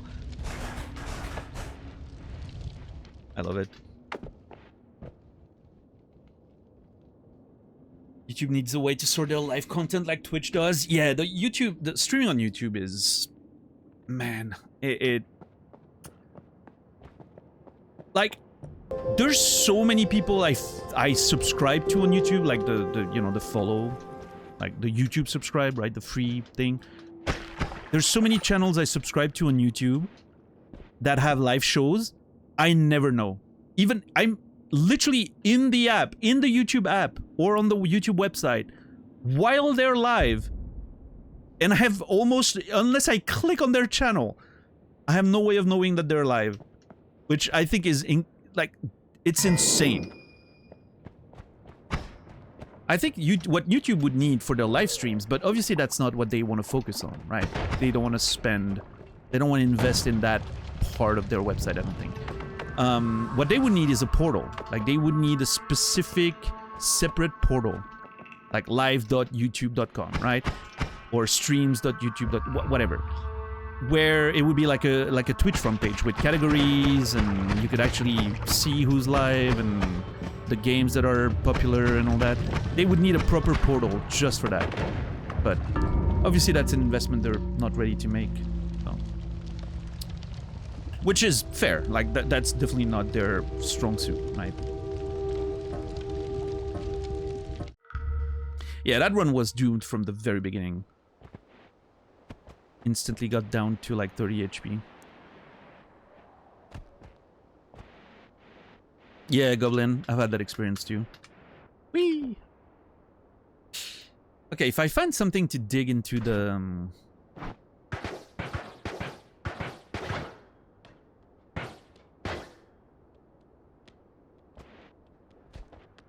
little bouncy balls.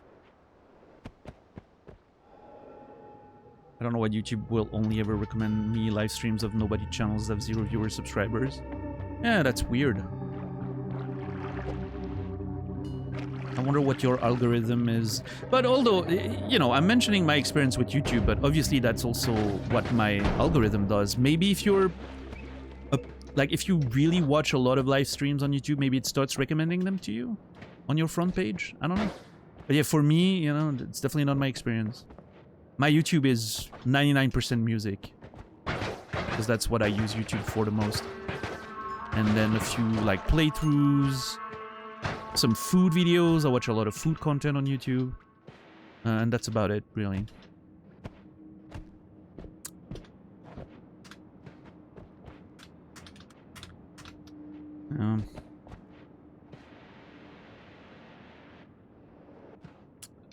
What's up, Emmy? Your YouTube's all ASMR. Nice.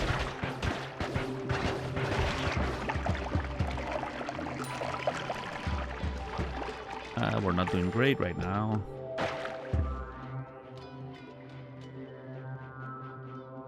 Helps with the loud brain. Yeah. Get that. Has anyone checked that channel I recommended the other day? The Kingdom Sleeps D&D for sleeping channel. I kept watching them a lot in the past few days, weeks, and it's been great. They have great voices.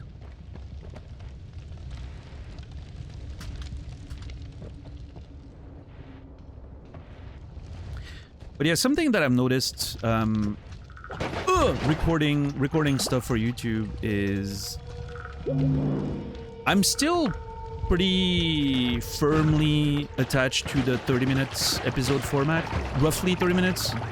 Like in practice, it sort of feels like it's landing between 30 and 40 minutes. It's like a good episode of like Netflix. But one thing that I'm noticing is that 30 minutes is not a long time. There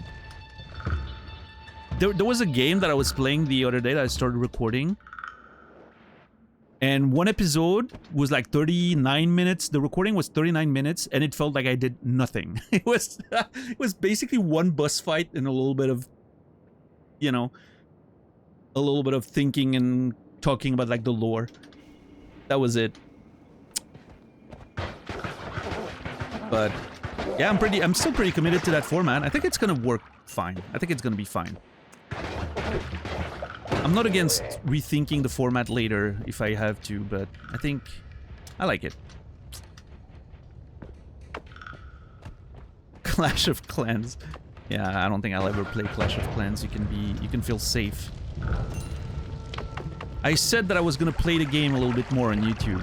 You know, like play the content creation game. I'm still not sure I'm gonna, you know, fall into the... I'm not sure I'm gonna let myself get sullied by sponsorships and partnerships and all that stuff. I don't know. We'll see. We'll see. One thing I'm pretty committed to is that the live stream forever remains clean, unsullied. YouTube, we'll see, you know? Part of me feels like if the YouTube thing becomes a little bit more of a, you know, like me sort of embracing the content creation thing a little bit more, I think I would only do it, okay, yeah, I think I would only do that if there'll be ads regardless. Yeah, but that's different. Like, the inevitable ads, you know, there's nothing I can do against that. It's not my responsibility, right? Doing partnerships and, like, having to talk about, like, products during your episode, that's, you know, that's very different. Like, there's an intent there that I think is... And especially with people using ad blockers and, you know, revanced, all that kind of stuff to avoid ads. Like, me personally, I never see ads on YouTube. I'm gonna be honest. And I hope that everyone who watches my content on YouTube will use ad blockers of some kind. But if someone does advertisement in their videos, you know, I'm exposed to that.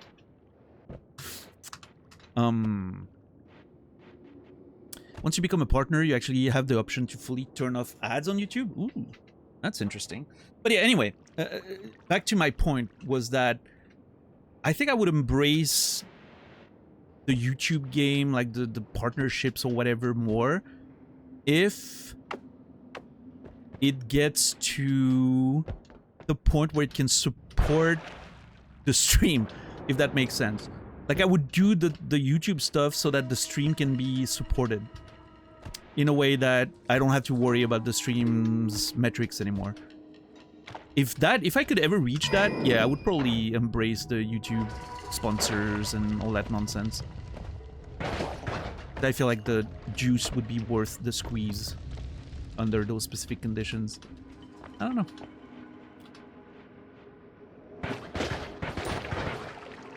It's like James Cameron making movies so he can pay for his ocean explorations, you know?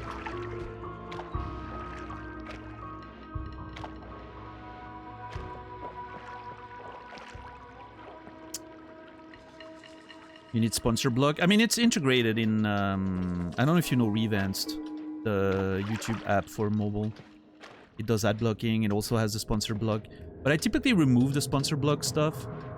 Because I don't like when, you know, I don't think it's a perfect system. And sometimes there's a rare few creators that do fun stuff with their sponsorships. And I sometimes want to watch it. So, I don't know. It's one of those things where I'm like, I'd rather have agency. Rather than the thing skipping automatically. I don't know if that makes sense, but it makes sense to me.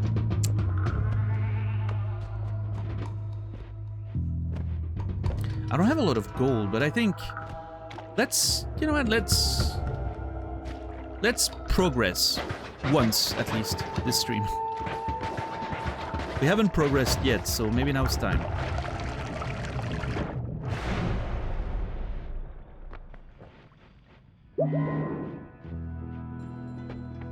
Let's see what we can do here.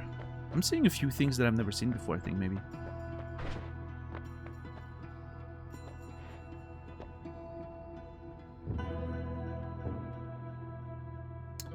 watch the sponsorship support for the channel. Well, I mean, that's the thing. You don't really... I don't think you watching the segment when they talk about their sponsor actually matters. They're already getting paid, right? I don't know if they have to, like, report their metrics, or... I don't believe so. It's like they can see, you know, like, which part of their videos was skipped and all that, but I don't think that actually matters. I don't know. Wand radar... Attract gold and critical hits. I want to try attract gold and see how that works. I've never picked it up. You do it in case they have to. No. Well.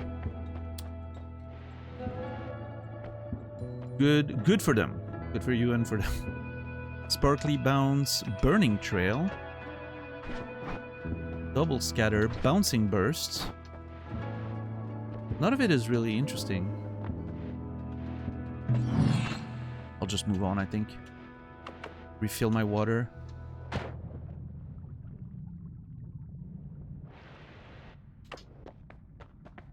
And move on. Keep our gold, you know?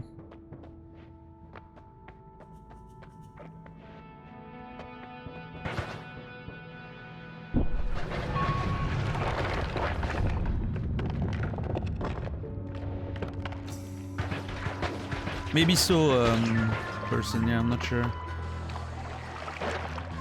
For some of them, I think it's just like literally just your raw numbers, right? It's like advertisement, like straight up advertisement, you know?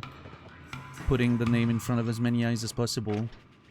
Just like, you know, you can't control who tunes to another channel when you're playing advertisement on TV, right? You just have to go by raw numbers. But what is that? Matter Eater. Ooh, that sounds interesting. Personal Tentacler. Okay, I need to try that Matter Eater, because if it does what I think it does, which means actually like digging through matter, I would love to experiment with it. Okay. But yeah, we'll see, you know, I'm I feel like I'm a bit in, I mean, the sort of spot where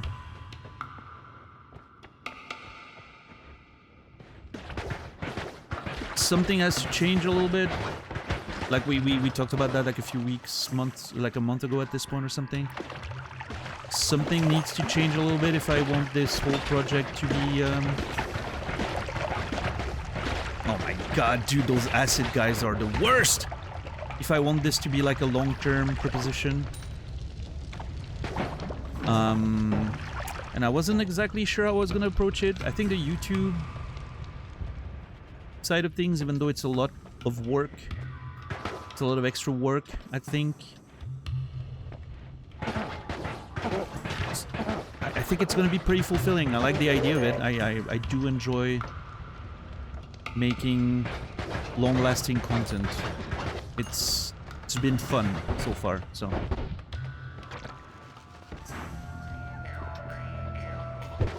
If that's the key to a more durable, sustainable form of success, then oh my god, that's crazy. Then that's great, you know. It's definitely much more acceptable for me than to have to take sponsorships on Twitch or whatever. I would literally feel like never streaming again if I had to start taking sponsorships on Twitch. So the more I can do to avoid that, the better.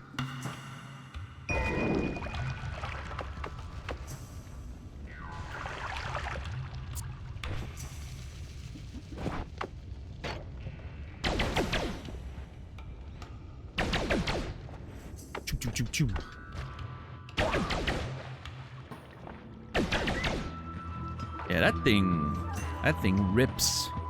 Where's that gold gone? A piece of gold just got attracted to me and just flew by and left. I don't have pre-rolls anymore, no. Oh, no, I don't. I do mid-rolls. Yeah, that gold just flew by. We switched to mid-rolls about 2 years ago, a year and a half ago, I think, at this point. Was it during Elden Ring? I think it was during Elden Ring, then we switched. So that was a year and a half ago, I think. Yeah. Because... Was it Elden Ring? Yeah, I think it was. I remember specifically it was when Monster Hunter Wilds came out. I think. Actually, I'm not 100% sure, but I think that was it. Did Monster Hunter Wilds come out at the beginning of 2025? Was that it?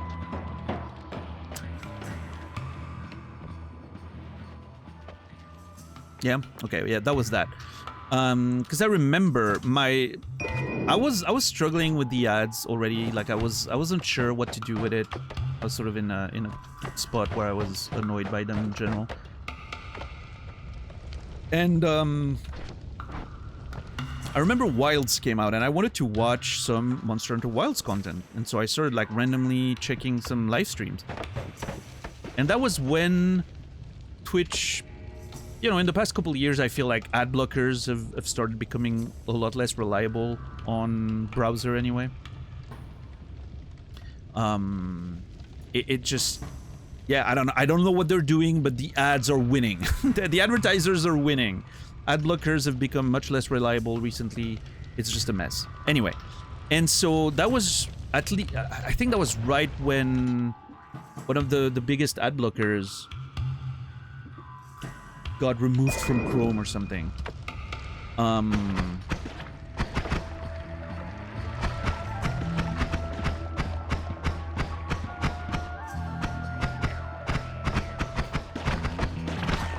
I don't know what we're doing with this.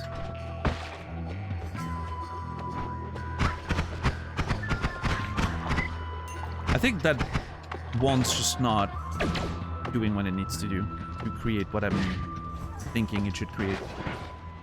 Anyway, and so I was trying to watch some Monster Hunter Wilds content on Twitch, and every channel I was going to, I was getting hit by pre-rolls. And I was like, oh my god, pre-rolls are the most annoying thing ever. And I've talked about that in the past, right? I was always of the opinion that, you know, pre-rolls are the least of two evils. You just watch the pre-roll, and then you can watch the rest of the show and never have to be annoyed by ads. And I thought that was the best way to deal with them. But pre-rolls were so annoying that I was like, I don't understand why anyone would want to sit through that to discover my channel. And so I decided to switch to mid-rolls. And turns out most people who watch me regularly anyway are subbed. Or they get gifted subs eventually, or, you know, they have ad blockers, whatever, right? So it wasn't that much of a problem. Fortunately, I don't hear people complaining about ads very often. Which is great. Because there's nothing I can do about it, right? I'm doing my best so that you have the least amount of ads to watch. I'm playing the least amount of ads I can to remove the pre-rolls. If you're a sub, you don't, you know, the ads are turned off. So, yeah. I love not having to hear about them, and we can just pretend they don't exist.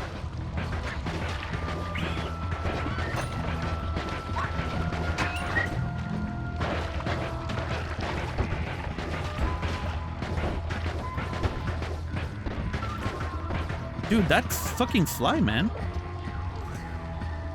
42 HP. Those flies are so annoying. I need to work with this, I think. Okay, that laser is insane, though. It really does a lot of damage. Damage.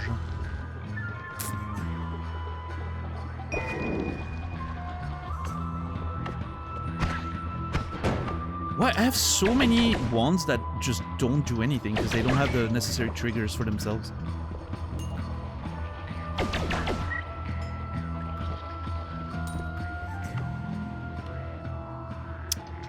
Yeah, was I just yapping, or did I have a point with all this? What's up, Link?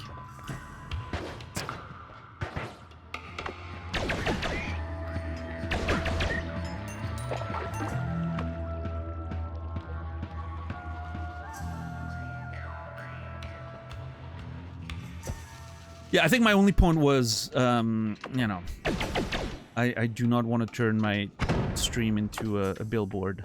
So, for as long as I can afford it, I will never take sponsorships or anything of that sort on stream.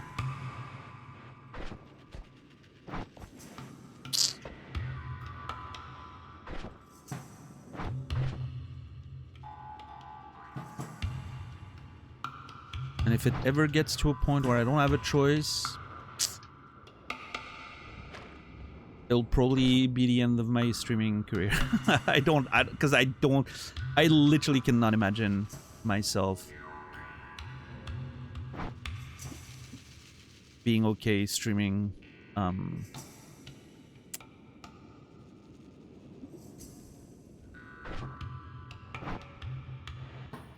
while taking sponsors. It's just, I don't know. Okay, so the problem with this is that the double scatter can't work, I don't think, because the spells have a trigger on them, which means it's saving the other spell for the trigger, unless the double scatter takes precedent. But in this case, the shuffle is what's messing it up. Let's see if we can randomly get the effect that we're looking for. No, we're not, because it only triggers those spells randomly, I think. But it's, yeah, it's always saving the other spells, so the gunpowder arc can never happen. Just, I feel like I need the unstable crystal for digging through stuff, maybe. I don't know.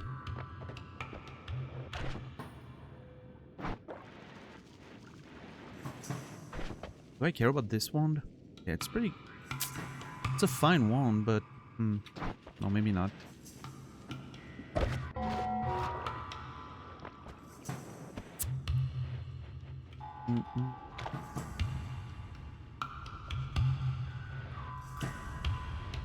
Yeah, Anktar. I feel like I'm seeing more and more ads in the past year or so. I really feel like the ad blockers are losing the battle against new ad displaying technologies.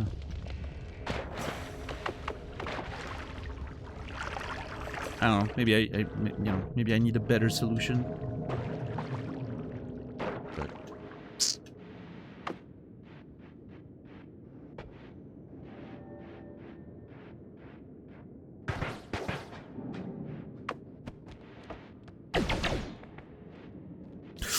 ooh, that's bad.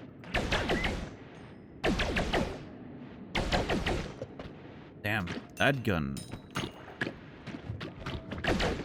I'm always impressed by the amount of damage that laser does. It's pretty crazy.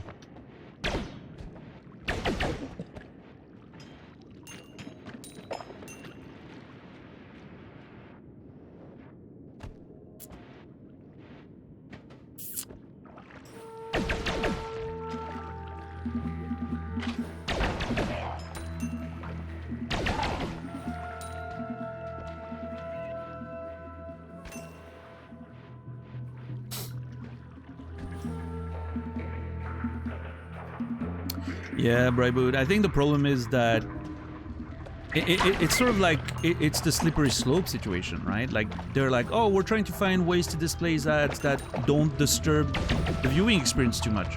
And so at first they implement that, but then it's like, oh, well, okay, we have those sidebars or whatever, you know, we have the sidebars ads. Those are not too disruptive. But what if we also had ads in the middle of the screen? We can have double the amount of ads. Because, you know, once the financial year's over, the next financial year, you need to make more profit. You can't just have the numbers stay the same. So you need to find other ways to make even more money, you know? Etc, etc, etc. And then all your good intentions eventually just... Does it ever end? No. The only stopping point is when people stop watching because there's more ads than content. That's the signal that they need to pull a little bit. But the goal for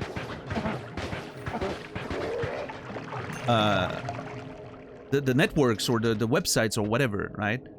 The providers The goal is to be able to find the extreme limit of the amount of ads they can play before people literally stop watching. Stop showing up to the website. And I'm sure they have all the metrics, right? Like they can see as they increase the ads, they see the number of viewers go down because of the people that get tired of it. And I'm sure they know exactly, they have the sweet spot locked in. They know exactly how they can manipulate those numbers to maximize the revenue, right? And I'm sure over time you can always push it a little bit more because people get used to the amount of ads, and then, you know, you can always put a bit more, put a bit more, put a bit more. So.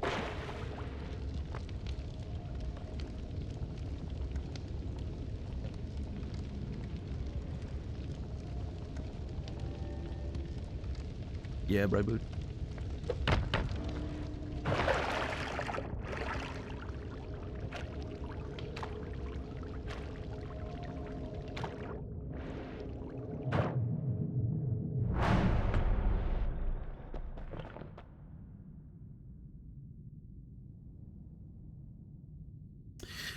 I think part of the issue there is that the advertisement is not about information anymore. If it ever was. Is that black hole? Oh my god. Hold on.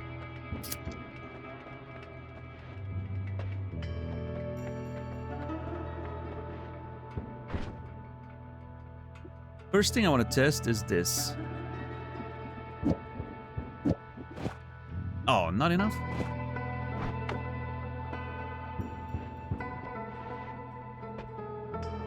I'm a little worried about experimenting in here because...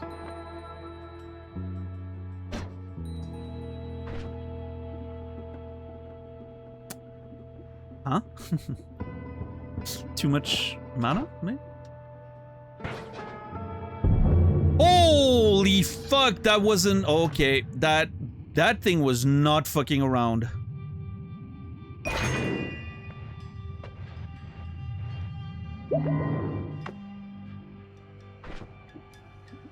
Oh my god.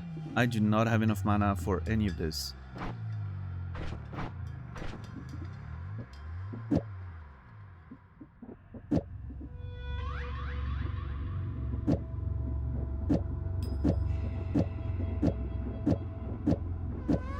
What?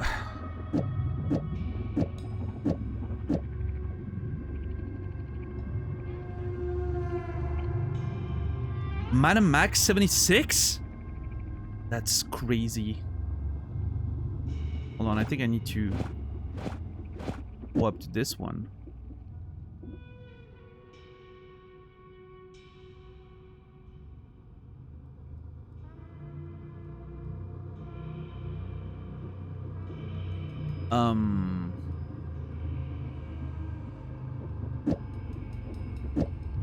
Well, it's annoying because that's a lot of black holes we can't use, right?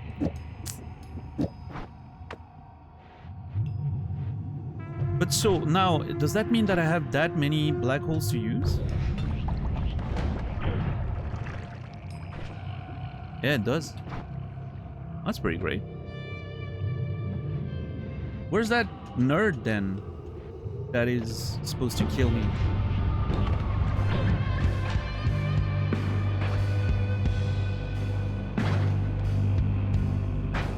Oh my god.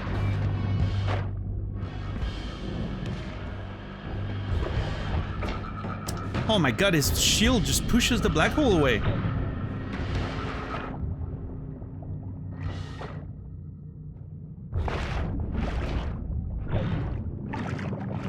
Oh my god.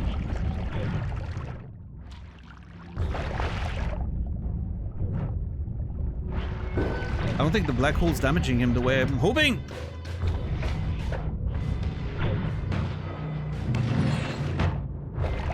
Bye! Is he gonna follow me?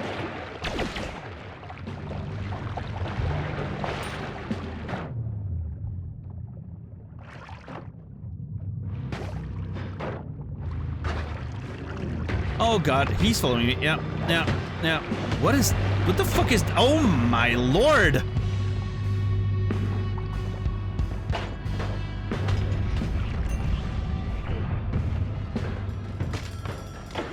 Oh my god, what is this? This is... What a mess.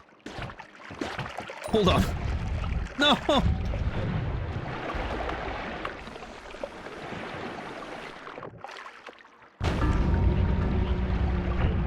Oh. I didn't see there was a container there. I was trying to dig... I was literally trying to dig straight down. And I didn't see there was an explosive container there. Damn it.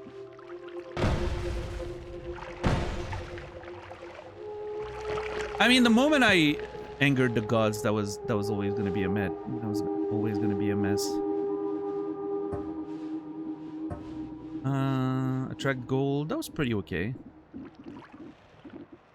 Matter Eater's pretty good, but I would need that to be like an infinite spell for really much to make value out of it.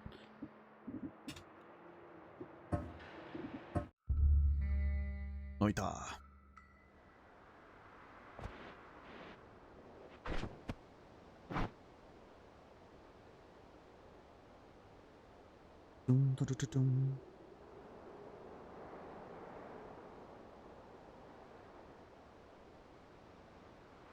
Okay, the sun went down. It is still 27 degrees outside. What do you mean?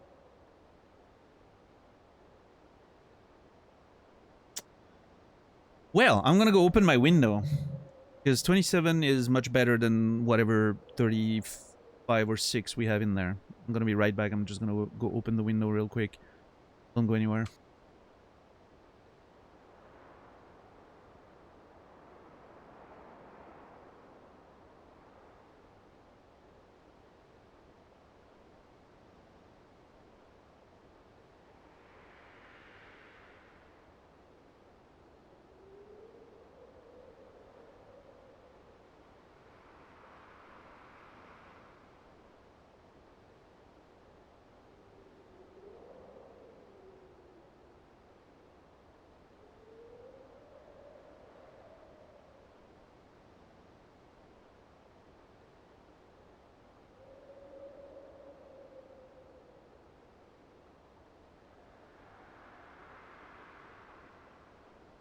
Okay.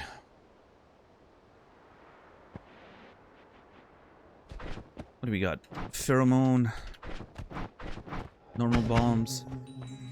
Pretty standard tool set.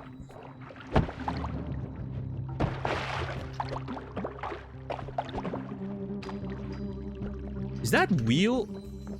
That's funny.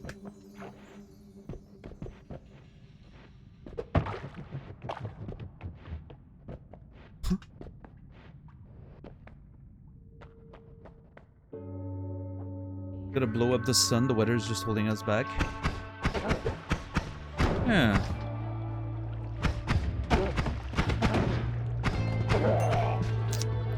I feel like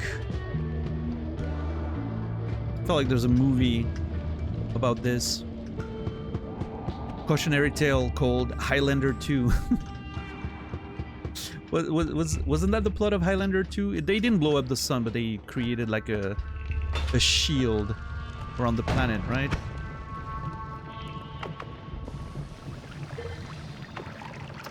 Oh my god, I don't have water. Pheromone doesn't extinguish.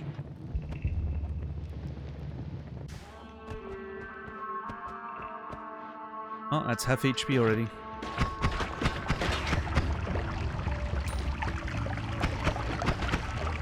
Okay, well, you know what?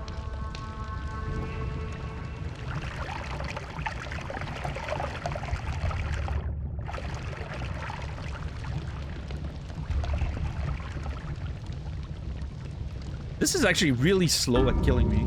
This is much slower at killing me than I expected.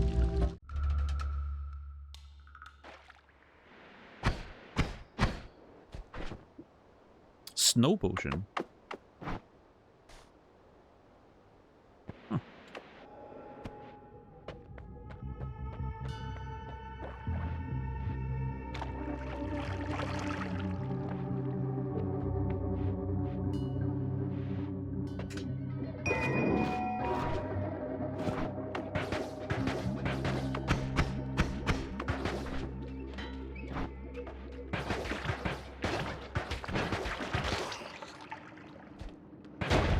Oh my lord. The snow stopped fire. Sort of. Yeah.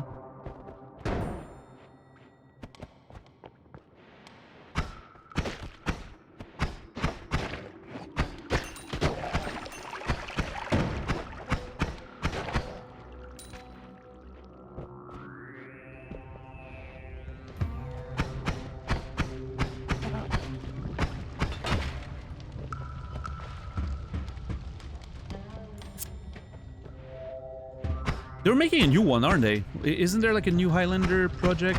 We talked about that like a couple weeks ago, I think. I feel like I remember something. Oh my god. Wait, can I...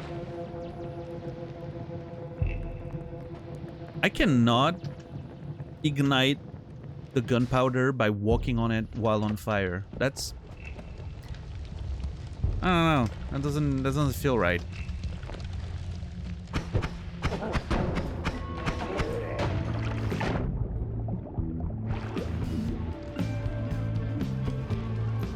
Henry Cavill? Maybe?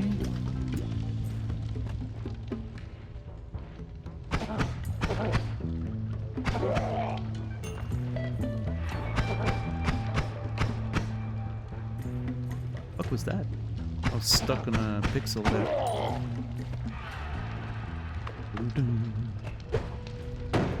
He's also doing a Warhammer show. Yeah.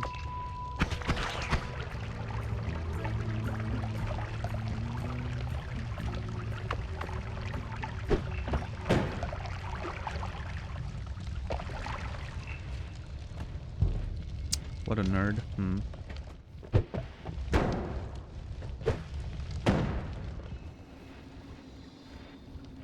Polymorphine. Let's see. There's a dead sheep at the bottom there. Oh no, never mind. Meat of an innocent creature.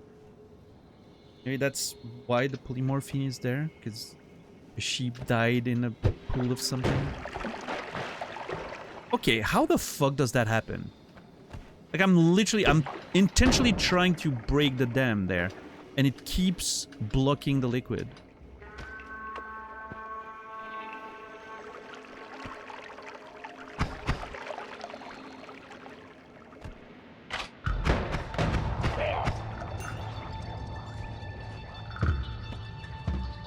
I mean, I've done nothing on this stage. I do need more gold.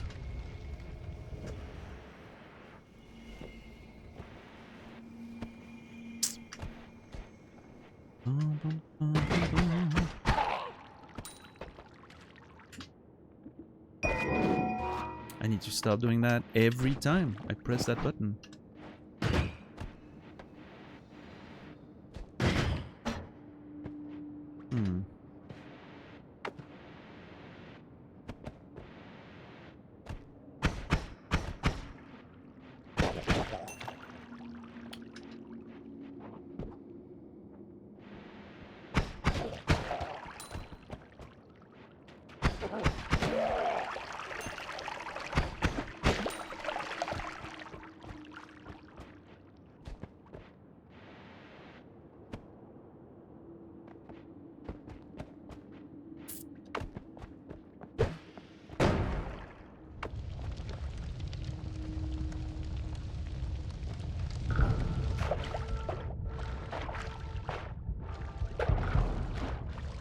I wish I had a bottle. I don't know, should I get rid of this? No, I guess.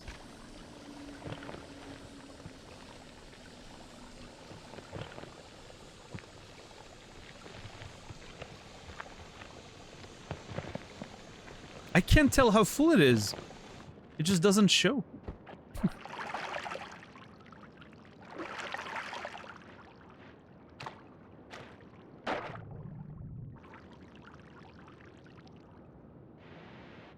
There we go. Problem I have with these remakes of these old things, they never commit to the wacky sequels. What I love those old movies for. There's a term for that? For what?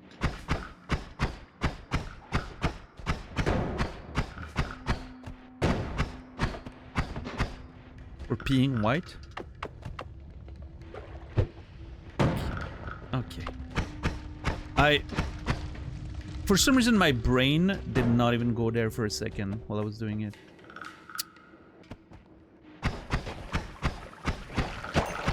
I'm reformed.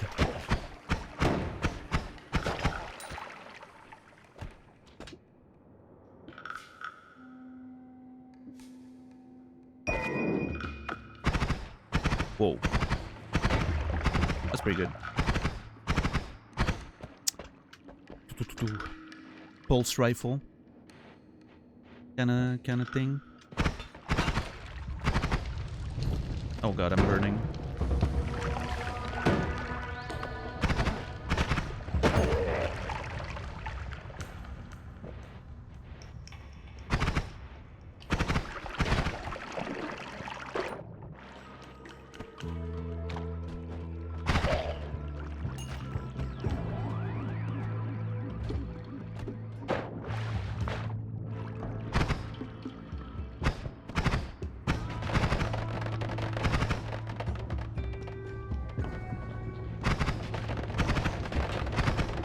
Yeah, that one is great. I love it.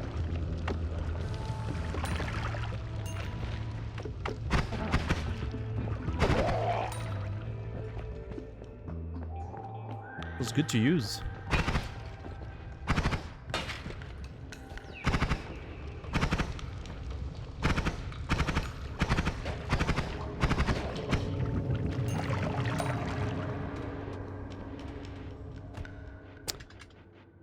Yeah, I don't know. Thinking about Sunday already. I'm sure.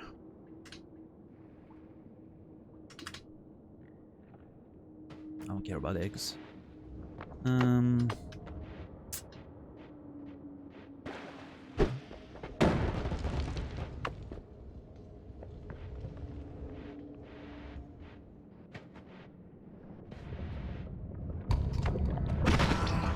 Whoa. Completely submerged in lava portal. That's okay. Unique sight.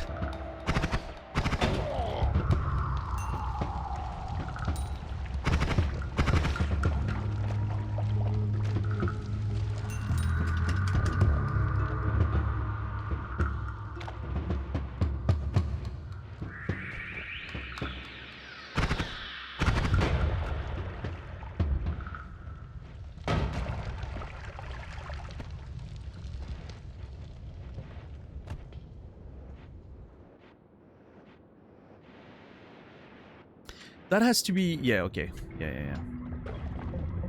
That's the, one of the spheres, or what are the orbs, and then you have a boss coming. I could try killing the boss for once. Just not sure what my chances are.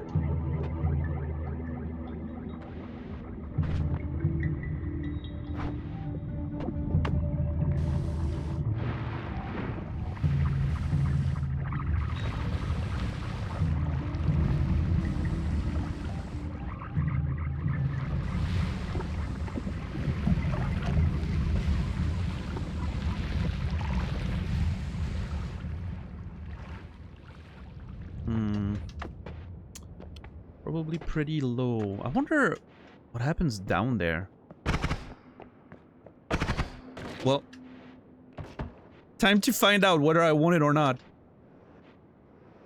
I did not think I could break that bridge.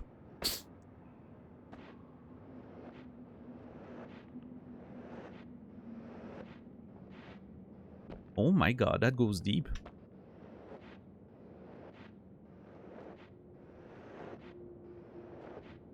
Holy hell. Well, that's new.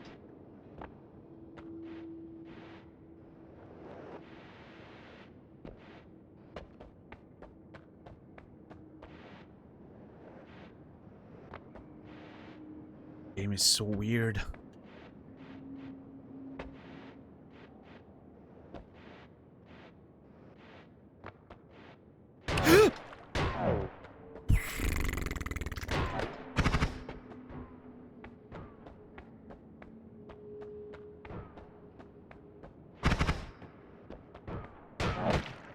Ow!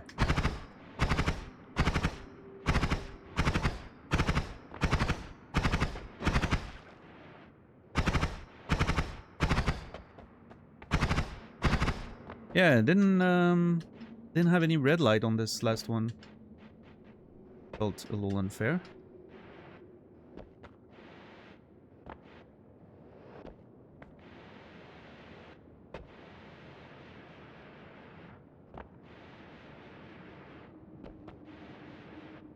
Extremely dense rock. I'm assuming none of that is breakable.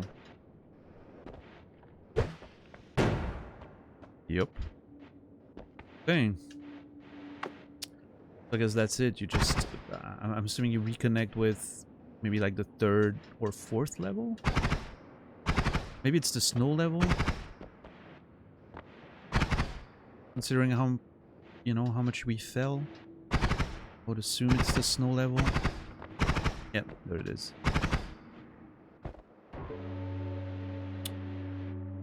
Okay. So... that's a shortcut. That's interesting.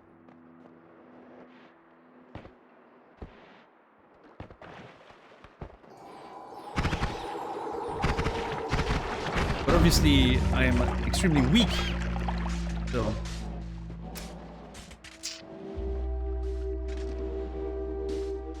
Rota's melee. A rat killed me.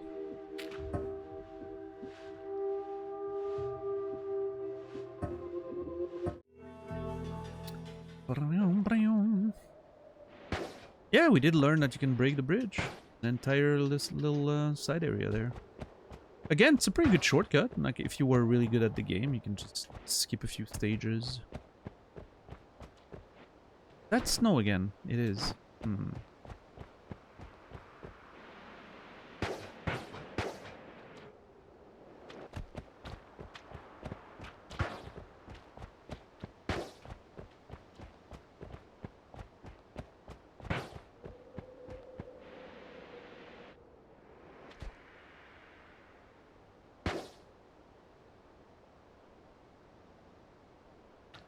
But 6 seconds.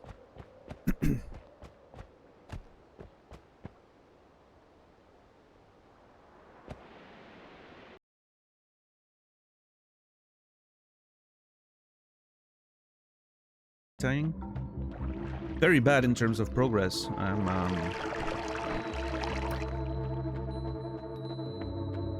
barely finding any success today. I'm playing very unfocused.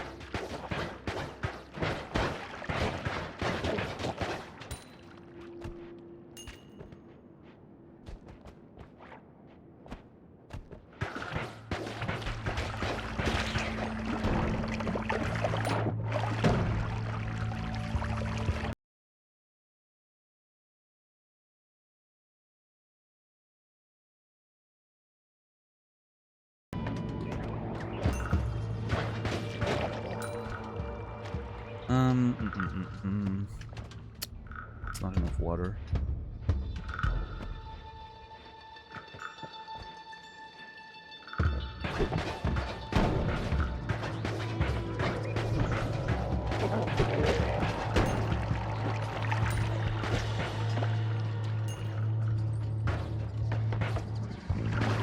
Oh god, one of these guys again, huh?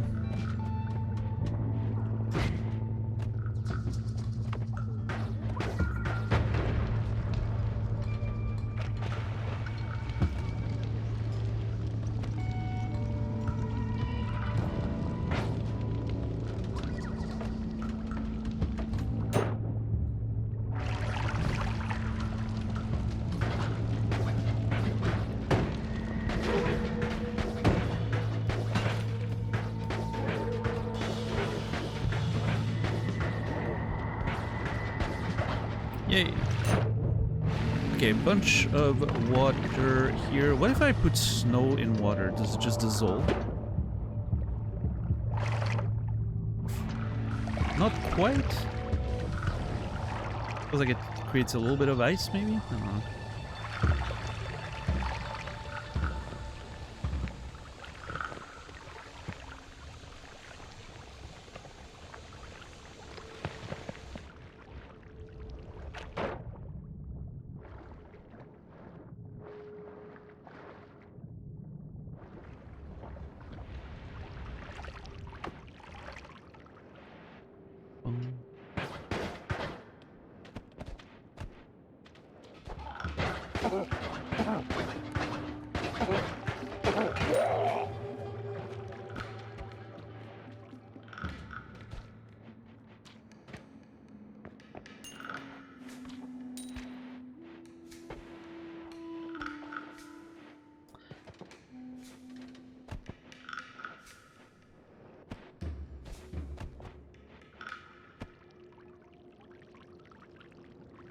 The hell is that?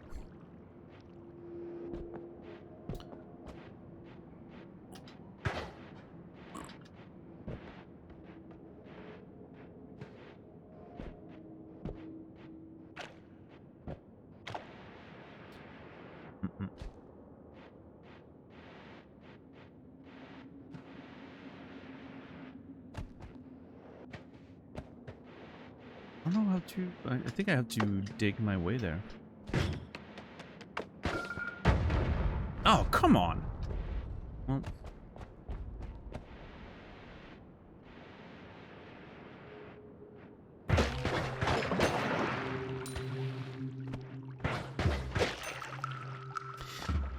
Oh yeah, I've been, I was looking at, there's a whole subreddit dedicated to, you know, what they like to call Metroid Brainias. You know, I don't know if I'm a fan of the terminology, but I get it. And there's a lot of, like, adjacent games, also. That subreddit is ass. I mean, there's a list. I don't care about, like, the actual post. I'm just referring to the list to have, like, a source of games, right?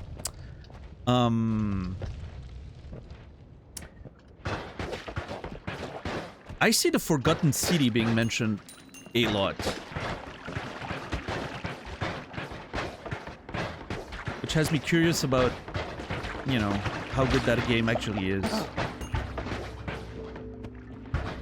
And if there is an audience for it on Twitch or not. Another one in the more in the like adjacency of it, of the genre, more like investigative games. But one that I think looks pretty appealing to me is the Seance at Blake Manor. That one looks rad. I'm totally not expecting something close to even like blueprints or anything, but I do think as an investigating game, it looks interesting.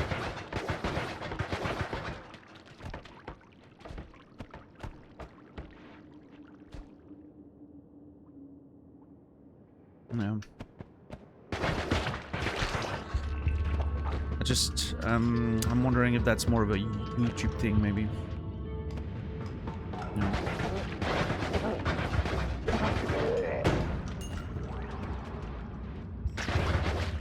5% of good posts pretty good for a subreddit. I agree, yeah. Don't let, you know, what's the expression again? Don't let perfection be the enemy of good or something.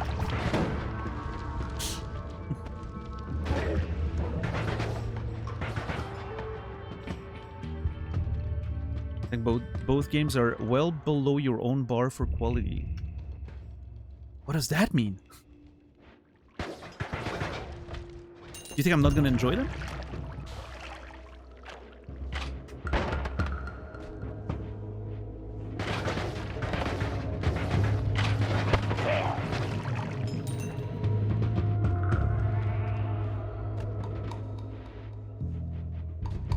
Don't let perfection get in the way of a 5% success rate. Exactly. You've quit better games. Yeah, but that doesn't mean much, right? Like... I've also finished much worse, right? Sometimes there's intangibles there.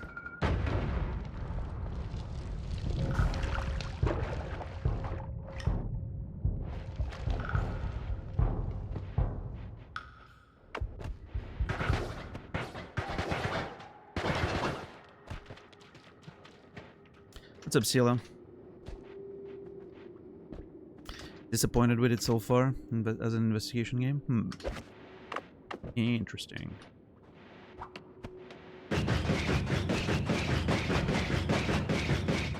Yep, no, that makes sense.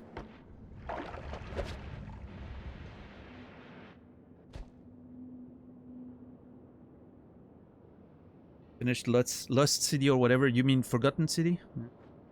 You clearly must have not loved it very much if you don't even remember the name.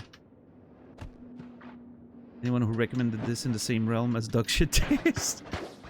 That actually makes me more curious about it. Surprisingly. What's up, Luminary?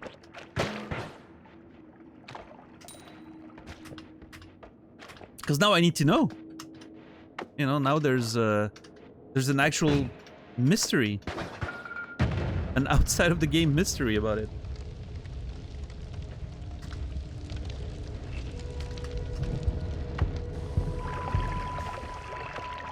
Okay, I have 9 HP and 500 gold. I am about to enter the portal. Lake Manor lost me midway.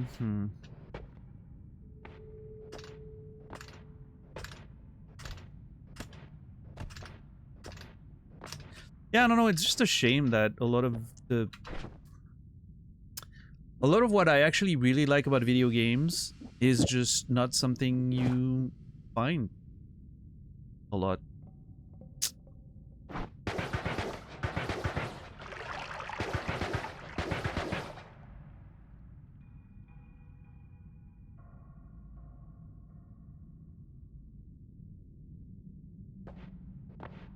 Let me heal, because we're really low HP and I don't want my experimentations to be the end of me. What is that?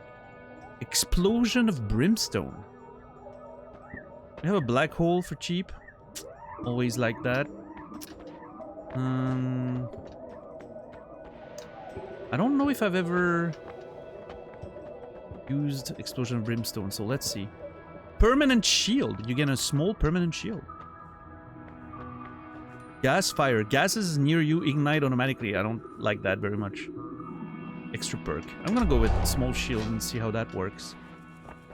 And then I'm gonna experiment with explosion of brimstone. No.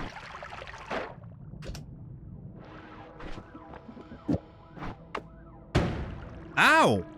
What? How?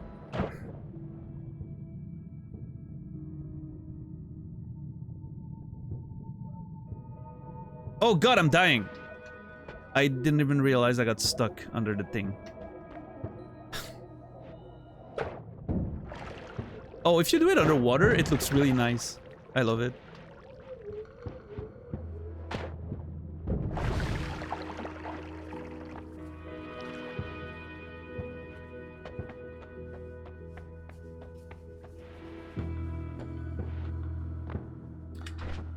Okay, so this is something you would use as a trigger.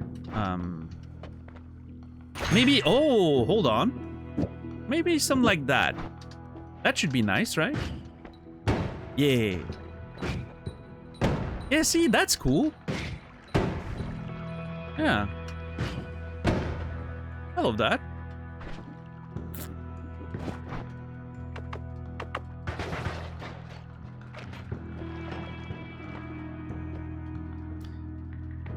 Rock. Let's take this. We already lost 25% of our HP, which is fantastic.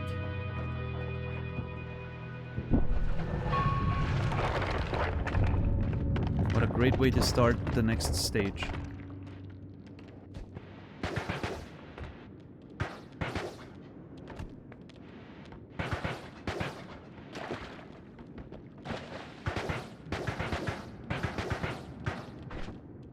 What a weird...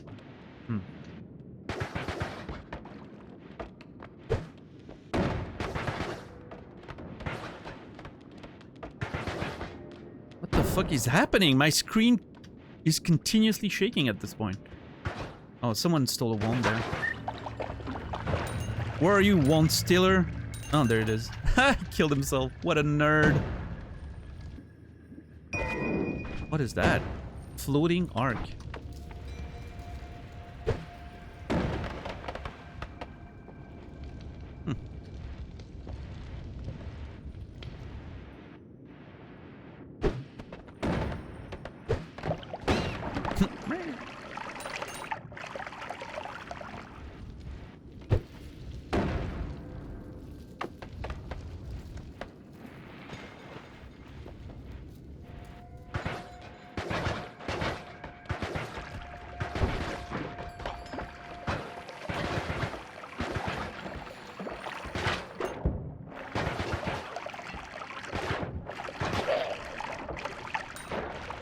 What's up, Dreamseeker? How are you doing? What's up, Hikazor? How are you today? Good to see a Swiss streamer? Yeah, there's at least a couple of us.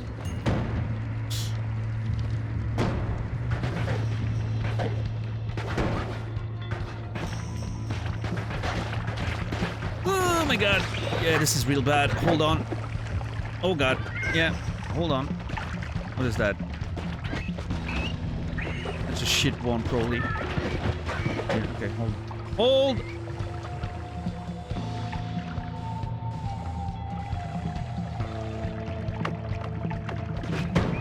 Oh, nice. Nice.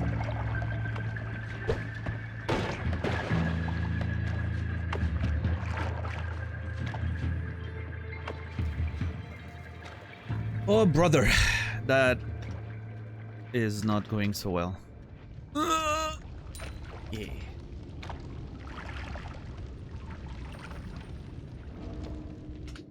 So, which one is that? Rock spirits. Yeah, yeah.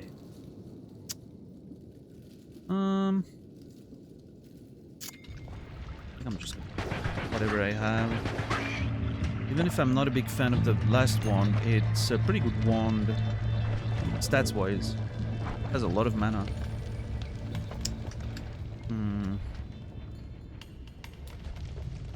Our health reserves are pretty low. What the fuck is that? Electric charge. Ooh. I think I'm gonna replace this. So, if this releases an electric charge, this should electrify the water and kill this guy, right? This is not working the way I was expecting. Nope. That little ridiculous bounce. Just killing the thing. Oink. That was funny.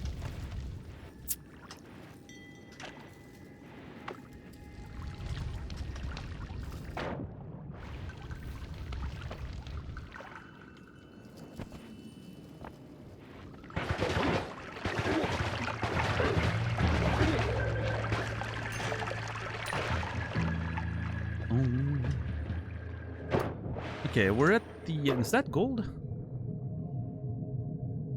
that a gold nugget? No, it's not. Cocktail. What?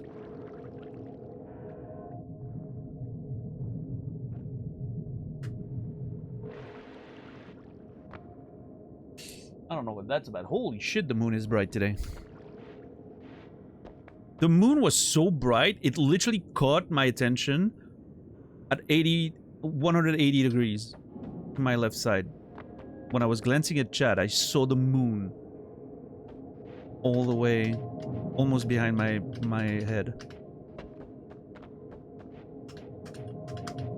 Oh, today's been rough in terms of progression, Dreamseeker. We've mostly been yapping about random stuff while randomly shooting things. Has not been a very focused stream, let me tell you. Okay, I have a bunch of gold and I'm almost dead, so I think I'm just gonna go take the dub and see what we can get.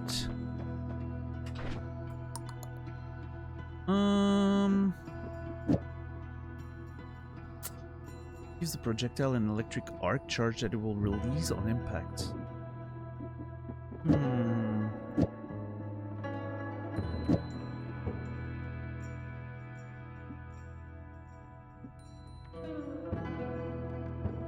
Oh, wait. I completely misunderstood how that worked.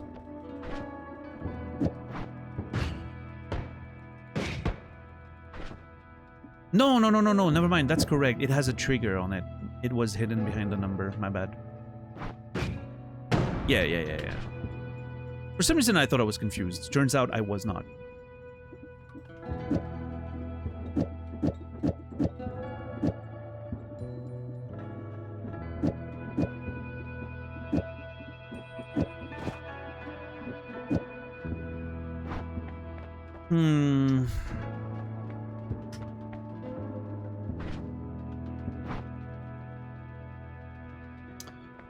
Black holes. Bunch of triggers.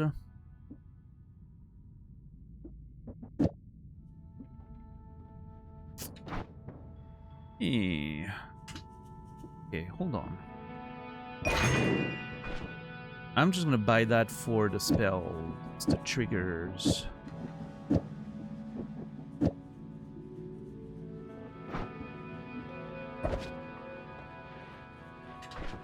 Okay, what if I do something like this? Is that gonna work the way I expect it to?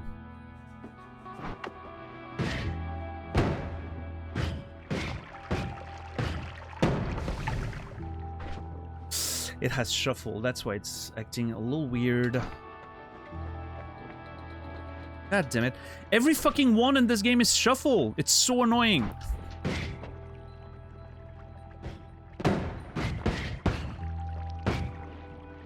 Yeah, so I can see on the screen there how many it triggered, right? Like it saves for the trigger. The problem is that if you start adding numbers, it makes it less reliable. It's not great. I do like reliability. I mean, I can go at least like this. This way I have 2 reliable bounces. Yeah. But then, I don't know what to do with this.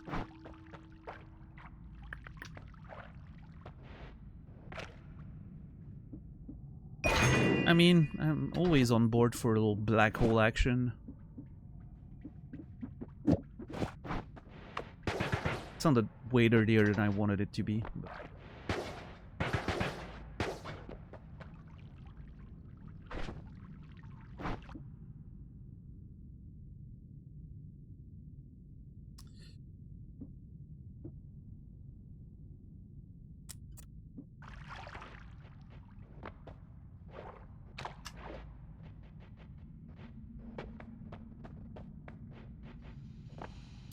Freeze field. Liquids freeze in your presence. Sounds like a good way to kill yourself. Your spells arc towards you but gain an extra speed and deal extra damage. All-seeing eye, you can see everywhere. Yep, sure. We'll take that.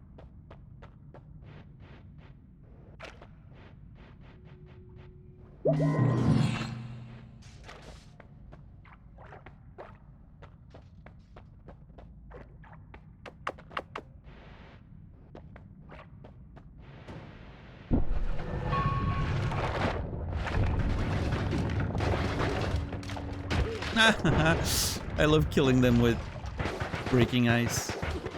I think it's just such a cool thing.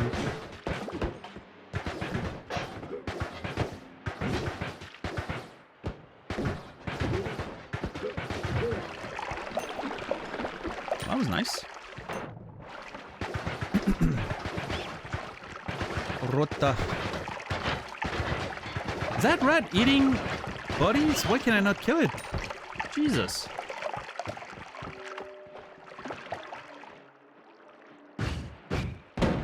Oh, there's ice in between. I didn't notice. Oh my god, can I kill it with the ice?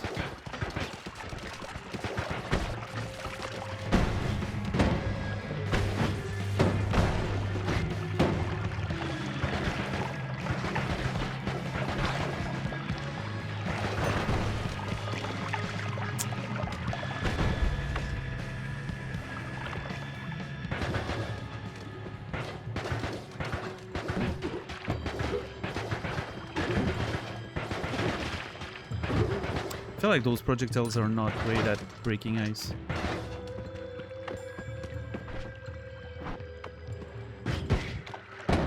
Ow! Oh, great. Oh, Jesus, come on. Oh my god, I couldn't move. I was almost paralyzed. Well, that's not ideal. What's up, Necro? Thank you for the raid. Boom, ba boom, boom, ba boom, boom, ba boom.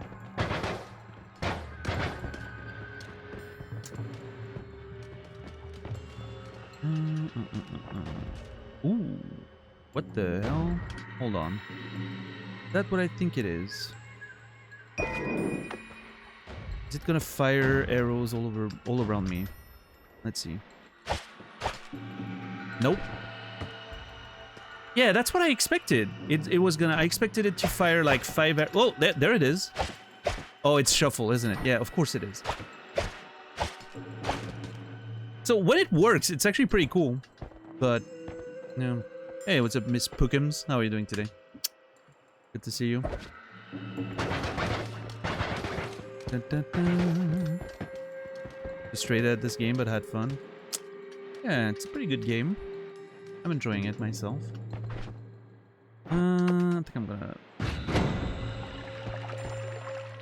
create a passage. Ooh.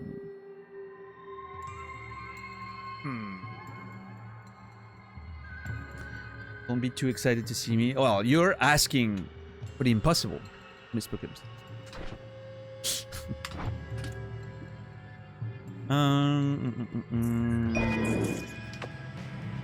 Is that gonna do what I think it's gonna do?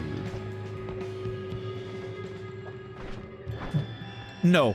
Whatever I thought this was gonna do, this is not what I thought it was going to be. What the hell? What is going on with this thing?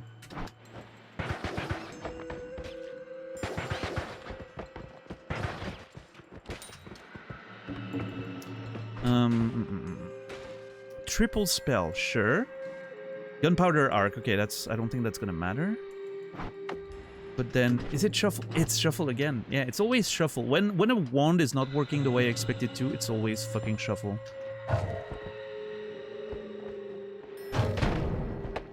Okay.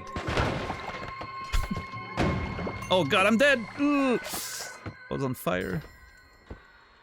1 HP in a dream.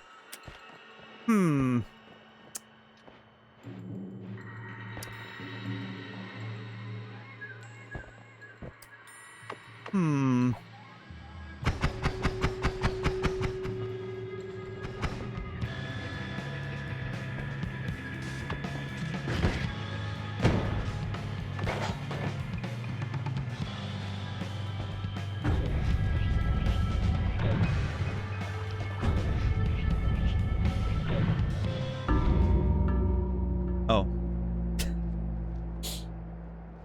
I did not realize that was causing fire. Black holes aren't as safe as I expected them to. What's up, Jenga? Yeah. Yeah.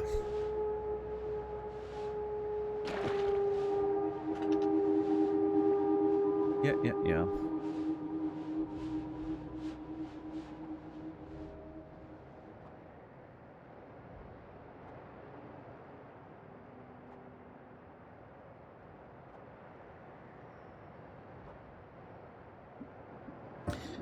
Well, I mean, we found a couple new spells, so that's good.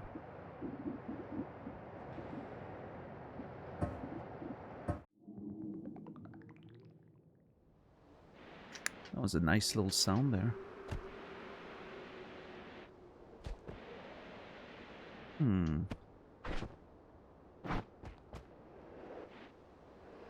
I find the outside spawn like procedural generation to be so weird sometimes. Those like half-eaten circles and all that. It seems too consistent to be completely random. But I don't know. I don't really know what it's about. It's about anything.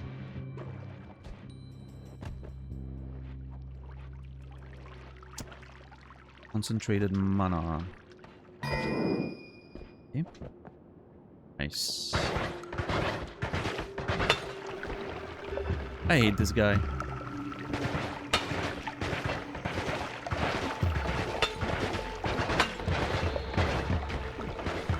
Just throwing potions over and over again.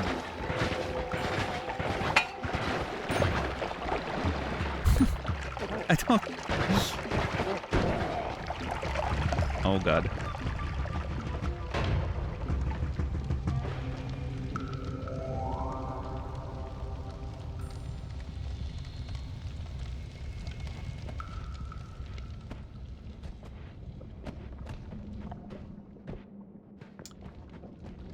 Lava.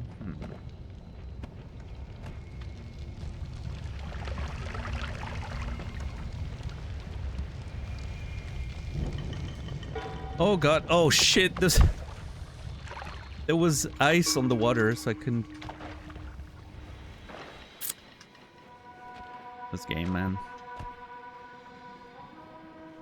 Okay, bunch of potions. Yay! I just love that so much.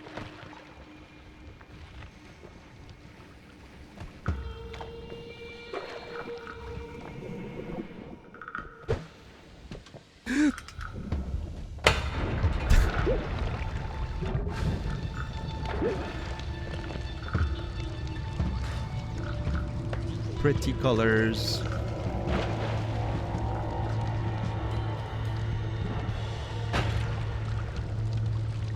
I don't know how one could resist. When you see those things, I don't know how one could resist blowing everything up. It's just so much fun.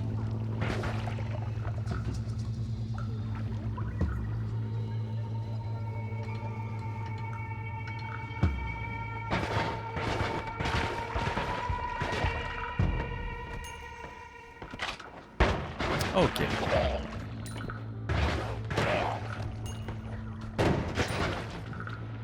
Oh god, I'm gonna sneeze. Not now, I'm in the middle of...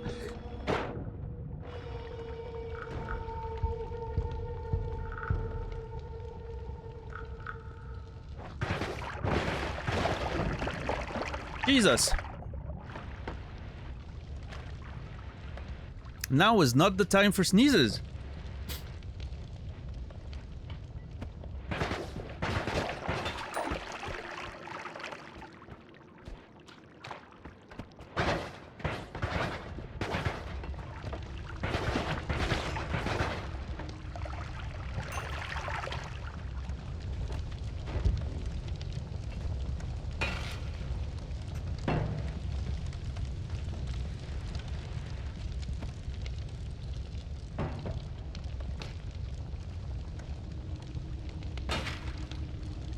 He's so hard the camera blurred. Yeah. That is a lot of fire. I'm kind of just sort of waiting for it to all die out. Before I, Wait, where's the wand? Oh, did that nerd steal the wand? Oh, God.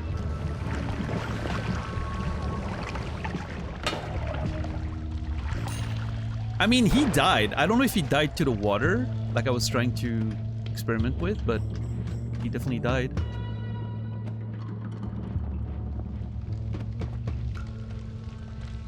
I've been wondering for a while if the water could kill those guys.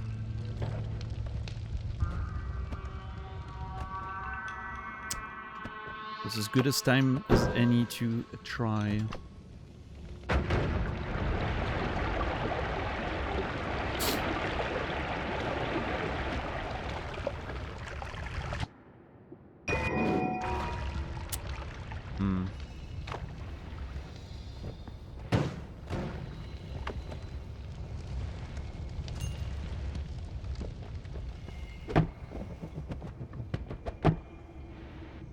Oh god, I'm stuck.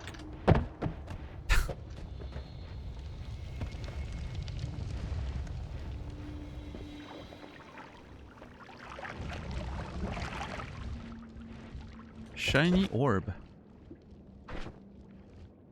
What happens if you kick it? Oh, that's the one that gives me gold. I'm pretty sure. Yeah.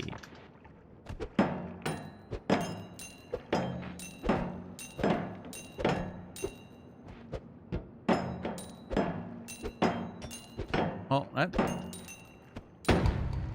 What? I think I already got caught by that last time.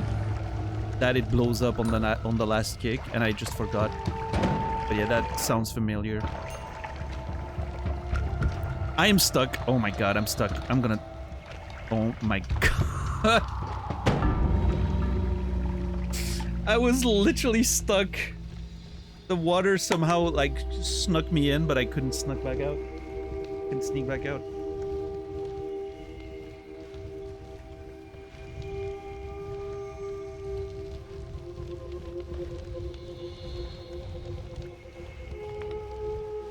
Woo. Rip.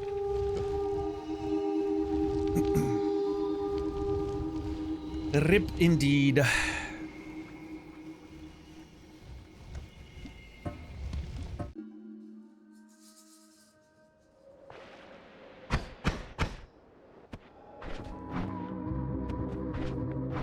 Brian. Yeah.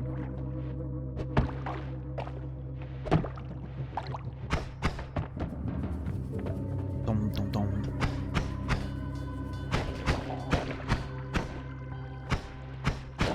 Hey, what's up, Noger? It goes, it goes. I'm just not really focused on the game today. I'm just playing Noita because, you know, middle of the week. Don't know what to play. Waiting for Sunday to start something new. Way too warm to stream in the first place, but gonna have to go live, you know.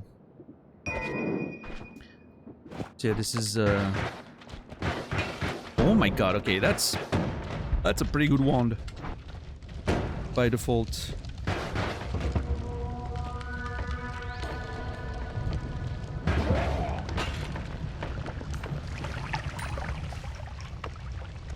Yeah, I think Noita is kind of in that spot for me right now of, you know, whenever I don't really know what to do.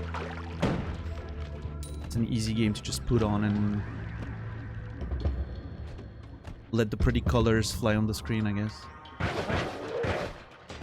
We had a lot of interesting conversations early on, but I'm sort of running out of stuff to talk about, so I don't know. I've been scratching my head trying to think of something.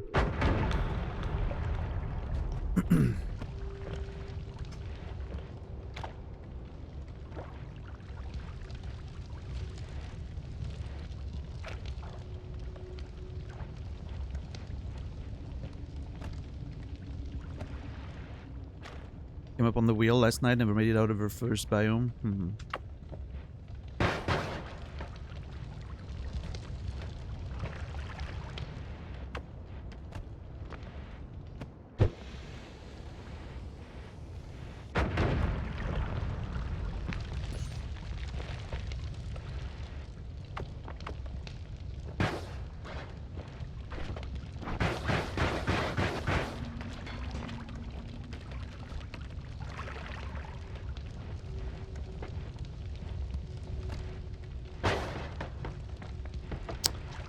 God damn it. Well, I'm gonna use my last bomb, I guess. I feel like I'm too close. I was definitely too close.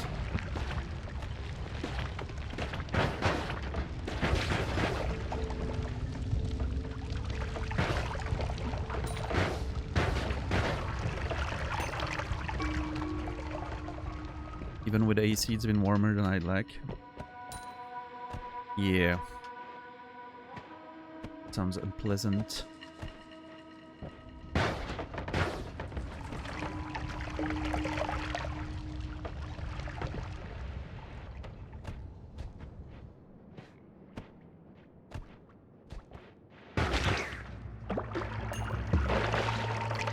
Yeah, I don't know. I feel like I've been in a crisis of gaming lately. I don't know what I want to play. It feels like nothing calls to me, nothing appeals to me, nothing manages to hold my attention for long enough. I don't know what causes that. It's happened to me in the past, but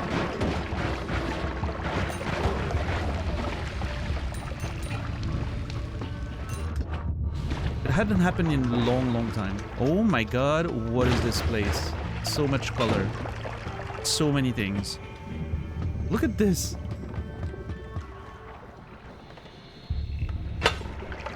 Oh, great.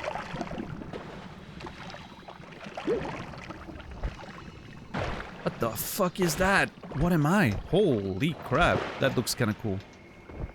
And I'm not excited to fight that.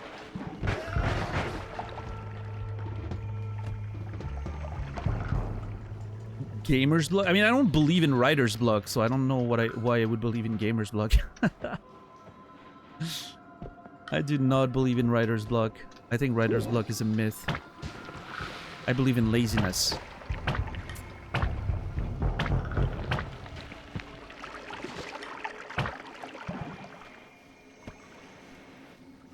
No, I believe in the only way I believe in writer's block is in the sense of your mental health being in a bad state that being lazy beats working. I believe in writer's block in that sense, which, you know, it's fair enough. Sometimes your brain's just not in the right place, right? But I don't believe in writer's block in the sense of, like, I'm out of inspiration. I don't believe in that.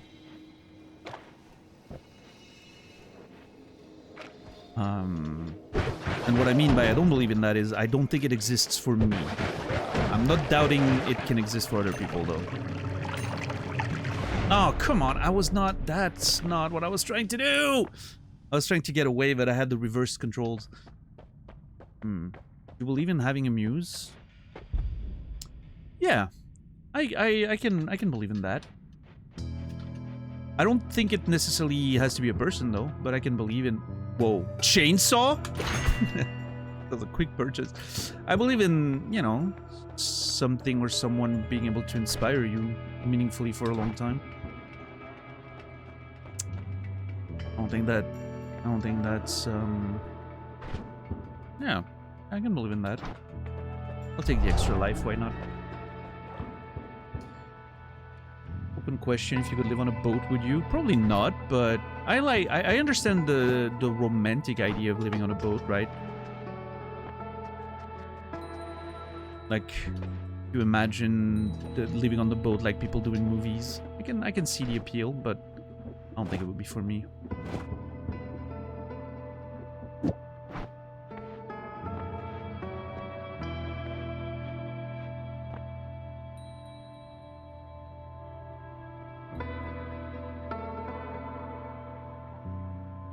For me, that's usually depression. Yeah, I don't know. Maybe that's it. Maybe that's it, Ankar. I haven't really, I've resisted introspection lately. For a variety of reasons. I don't know. Trying not to think too hard. Sometimes, I don't know, sometimes you just gotta stop thinking about it too much and just do for a little while, you know?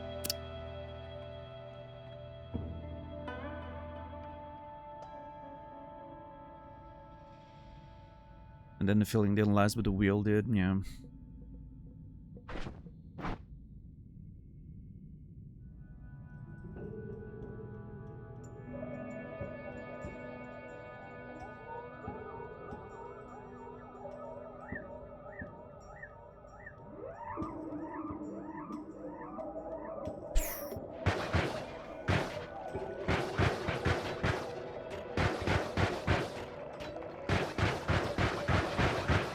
You know, I do like that one very much.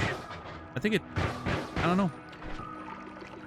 It's quite pleasant how it shoots.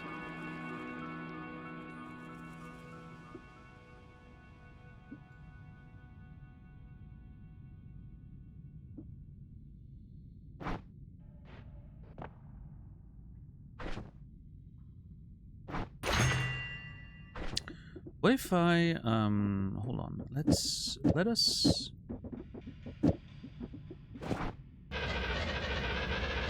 Whoa.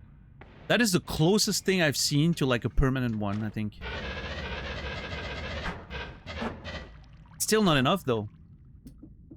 I would still need, like, a permanent... I want something that can cut through the land like butter. I'm just not finding it.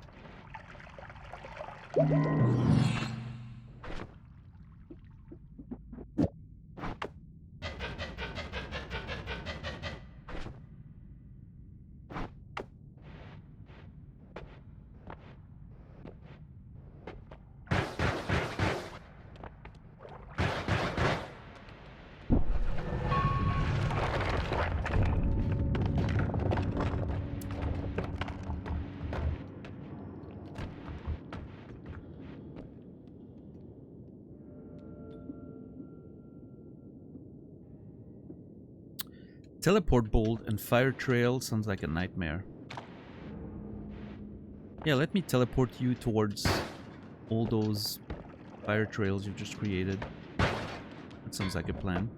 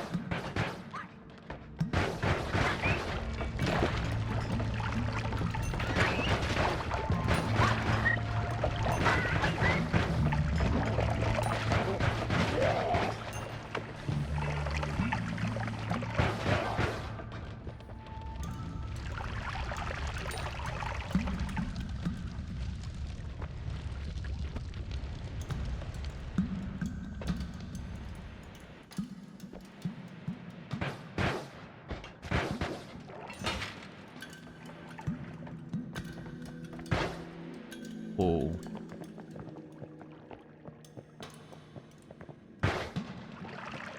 What the hell? I've never seen that before. Huh.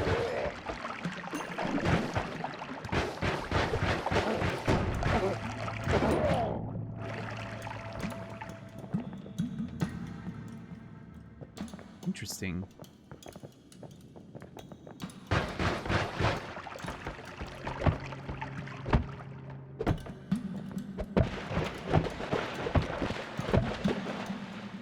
Can affect its rotation. Does it actually connect to anything?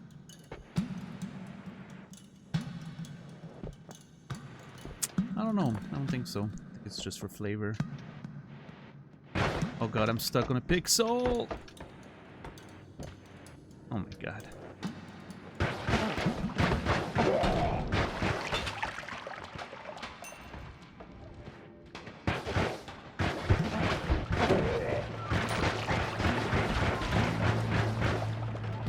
A lot of green on the screen. I'm not sure what belongs to me and what doesn't. Oh, that's not great. Whoa.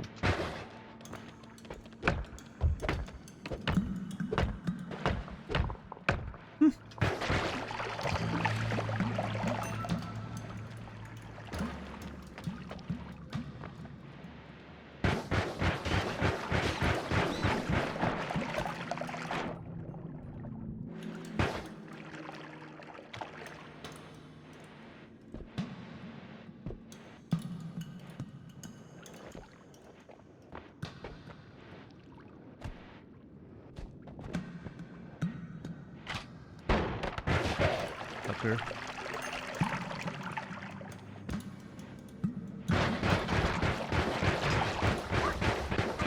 God, I hate those little flies.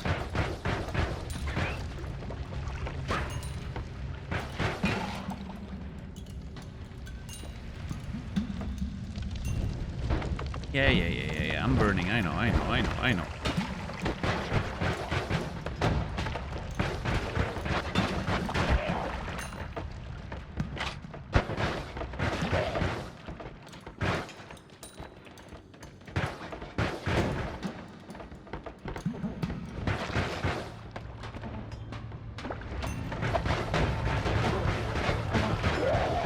That one is very good at filling space with stuff.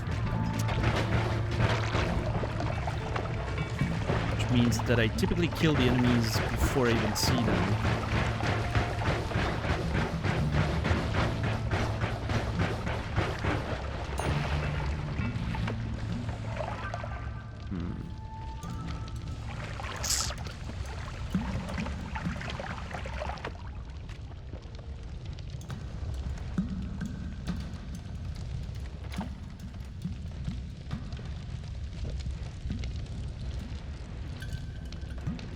That's closed. We're gonna open up this place with this.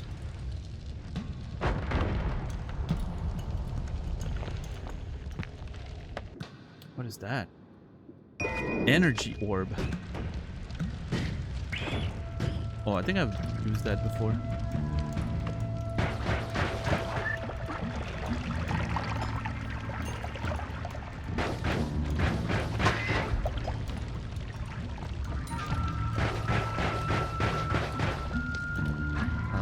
guy does, but it can't be good.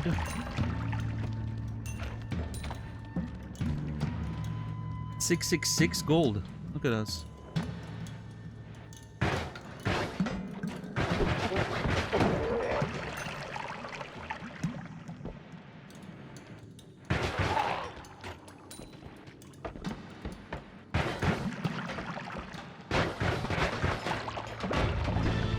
God, I'm gonna die. Look like her. Let's get him. Oh shit, I fucking died. I was trying to avoid that.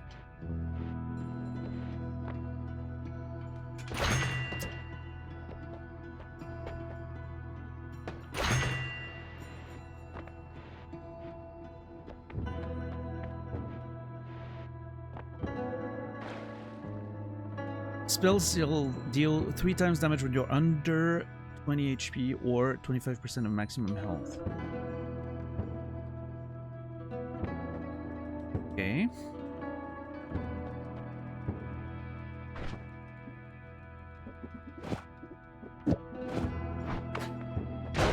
Whoa. That's pretty cool. I need more mana. I'm gonna put it on this.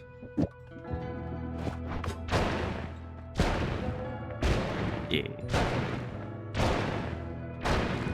That feels pretty nice, pretty decent. I'm gonna go with living on the edge, I think.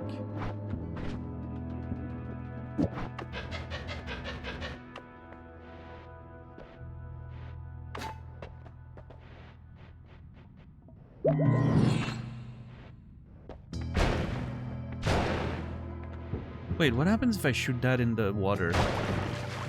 Oh, great. God damn it.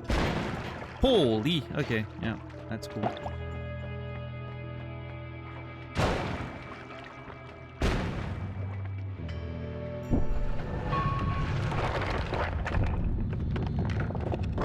The smart thing actually would have been... Can I steal?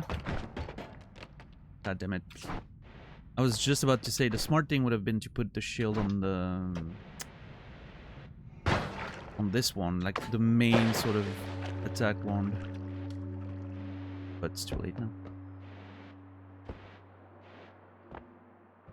But it would have been a lot smarter.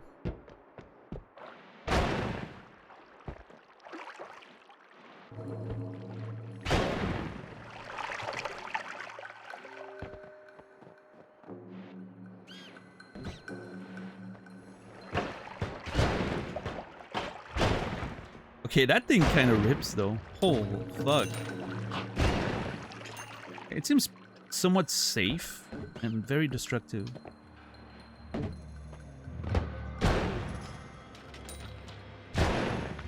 Oh, that looks cool.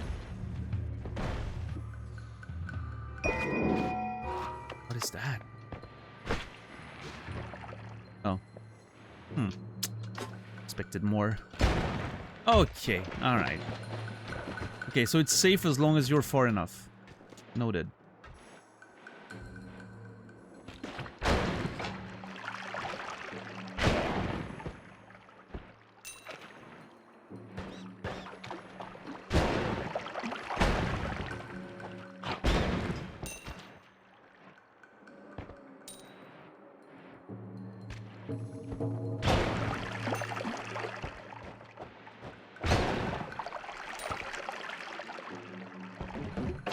What the? Oh my god, what is this? Ah, shit.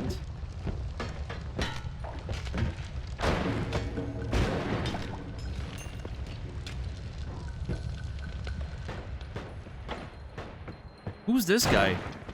He seems very mean. What?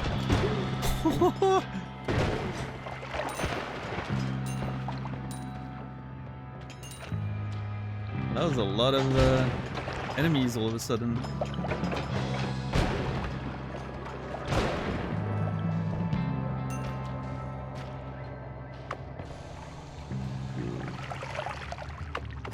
bunch of dudes in a trench coat, yeah. Literally. Oh god, there was so much gold there.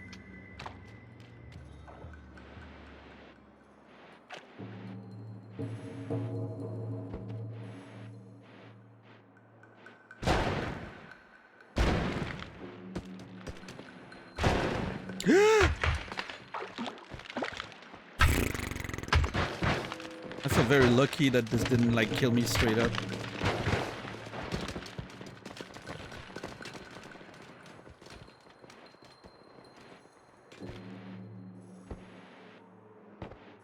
The ice breaking in itself is just such a fascinating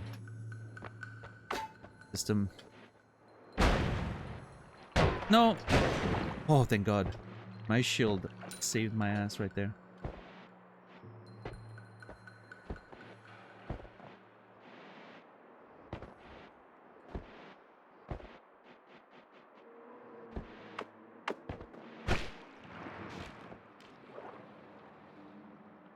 That kind of works, right? You need to go through the ground.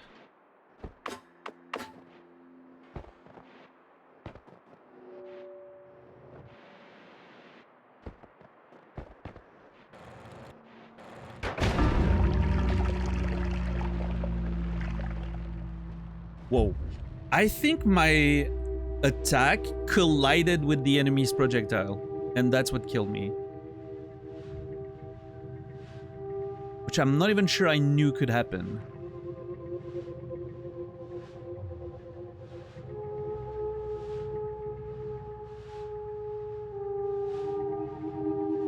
Shame. That bolt was really good. I did enjoy that bolt. Progress 6. Living on the edge. Didn't quite get to experience that. Lightning bolt. Love it. Chainsaw. I'm sure it's useful. I haven't found a way to use it.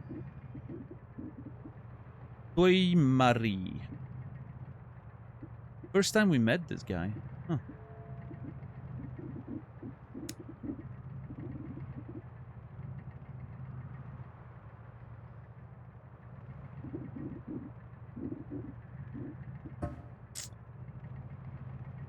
Not a bad run, all things considered, I think.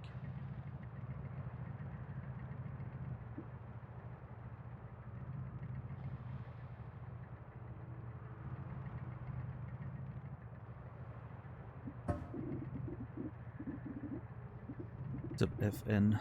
Yeah, the wasted life sucks. I was trying to get inside the portal before it ticked, but miscalculated.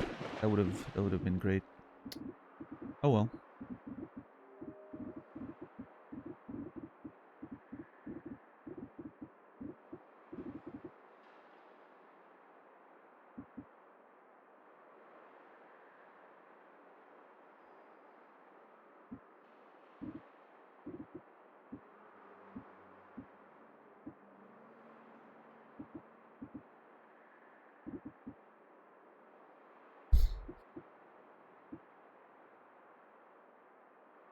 I'm really curious to know how you come up with a cast delay value of plus 0.83. It seems so specific. It makes me believe that it's due to like some combination, like some synergies that required those delays to be down to like the hundreds of a second. That could make a difference. You know, something making the difference between something gets completely broken because it passes a certain threshold and then sort of like goes into a feedback loop that makes it too strong, or it's just slow enough that it doesn't get to that point.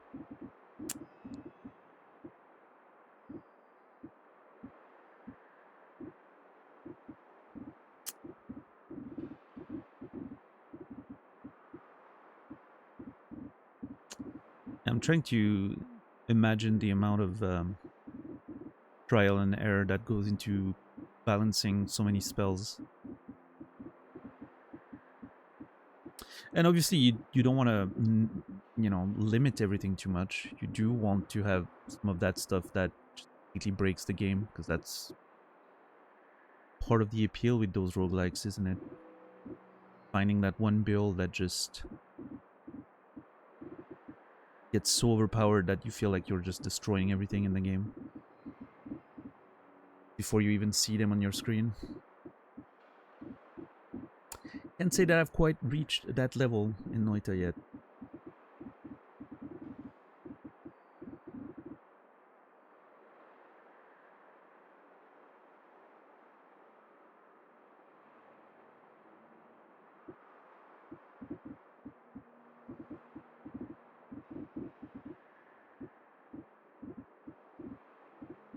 Something that I'm very much not experimenting with enough is those formations.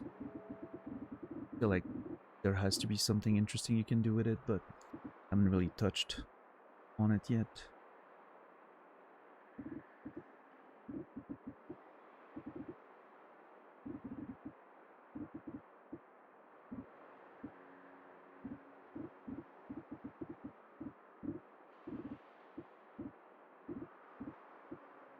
Oh, that one was great.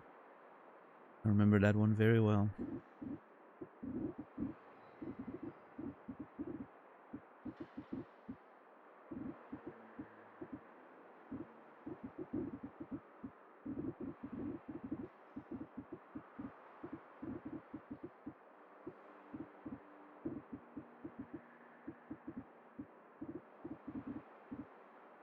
All right. Anyway, I think that's going to be it for me tonight.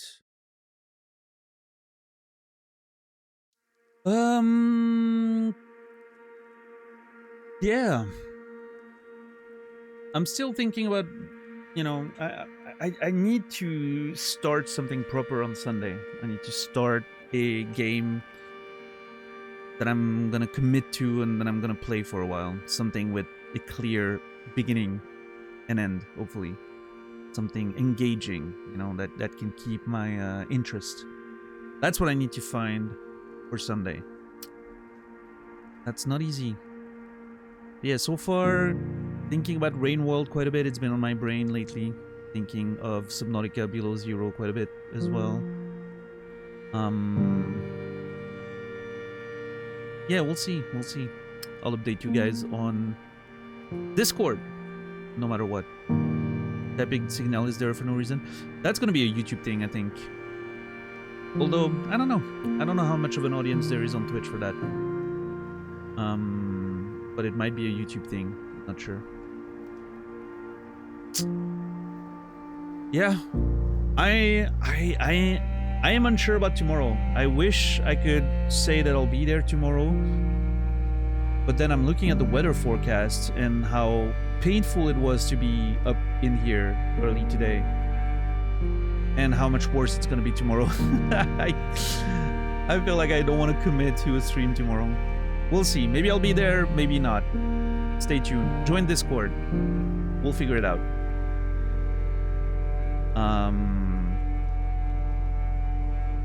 And if I'm here, I am not sure what I'll be playing. Maybe more Noita.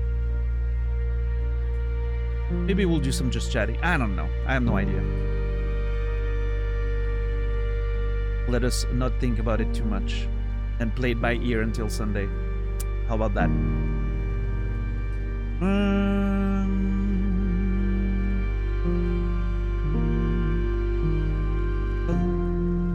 But yeah, thank you everyone for hanging out. Appreciate you guys. Yeah. That's it. I have no words left in my brain. They're all out. So I will just wish you all a beautiful rest of your day, evening, or night. I will see you guys in the next one. And until then, remember me, and I will remember you.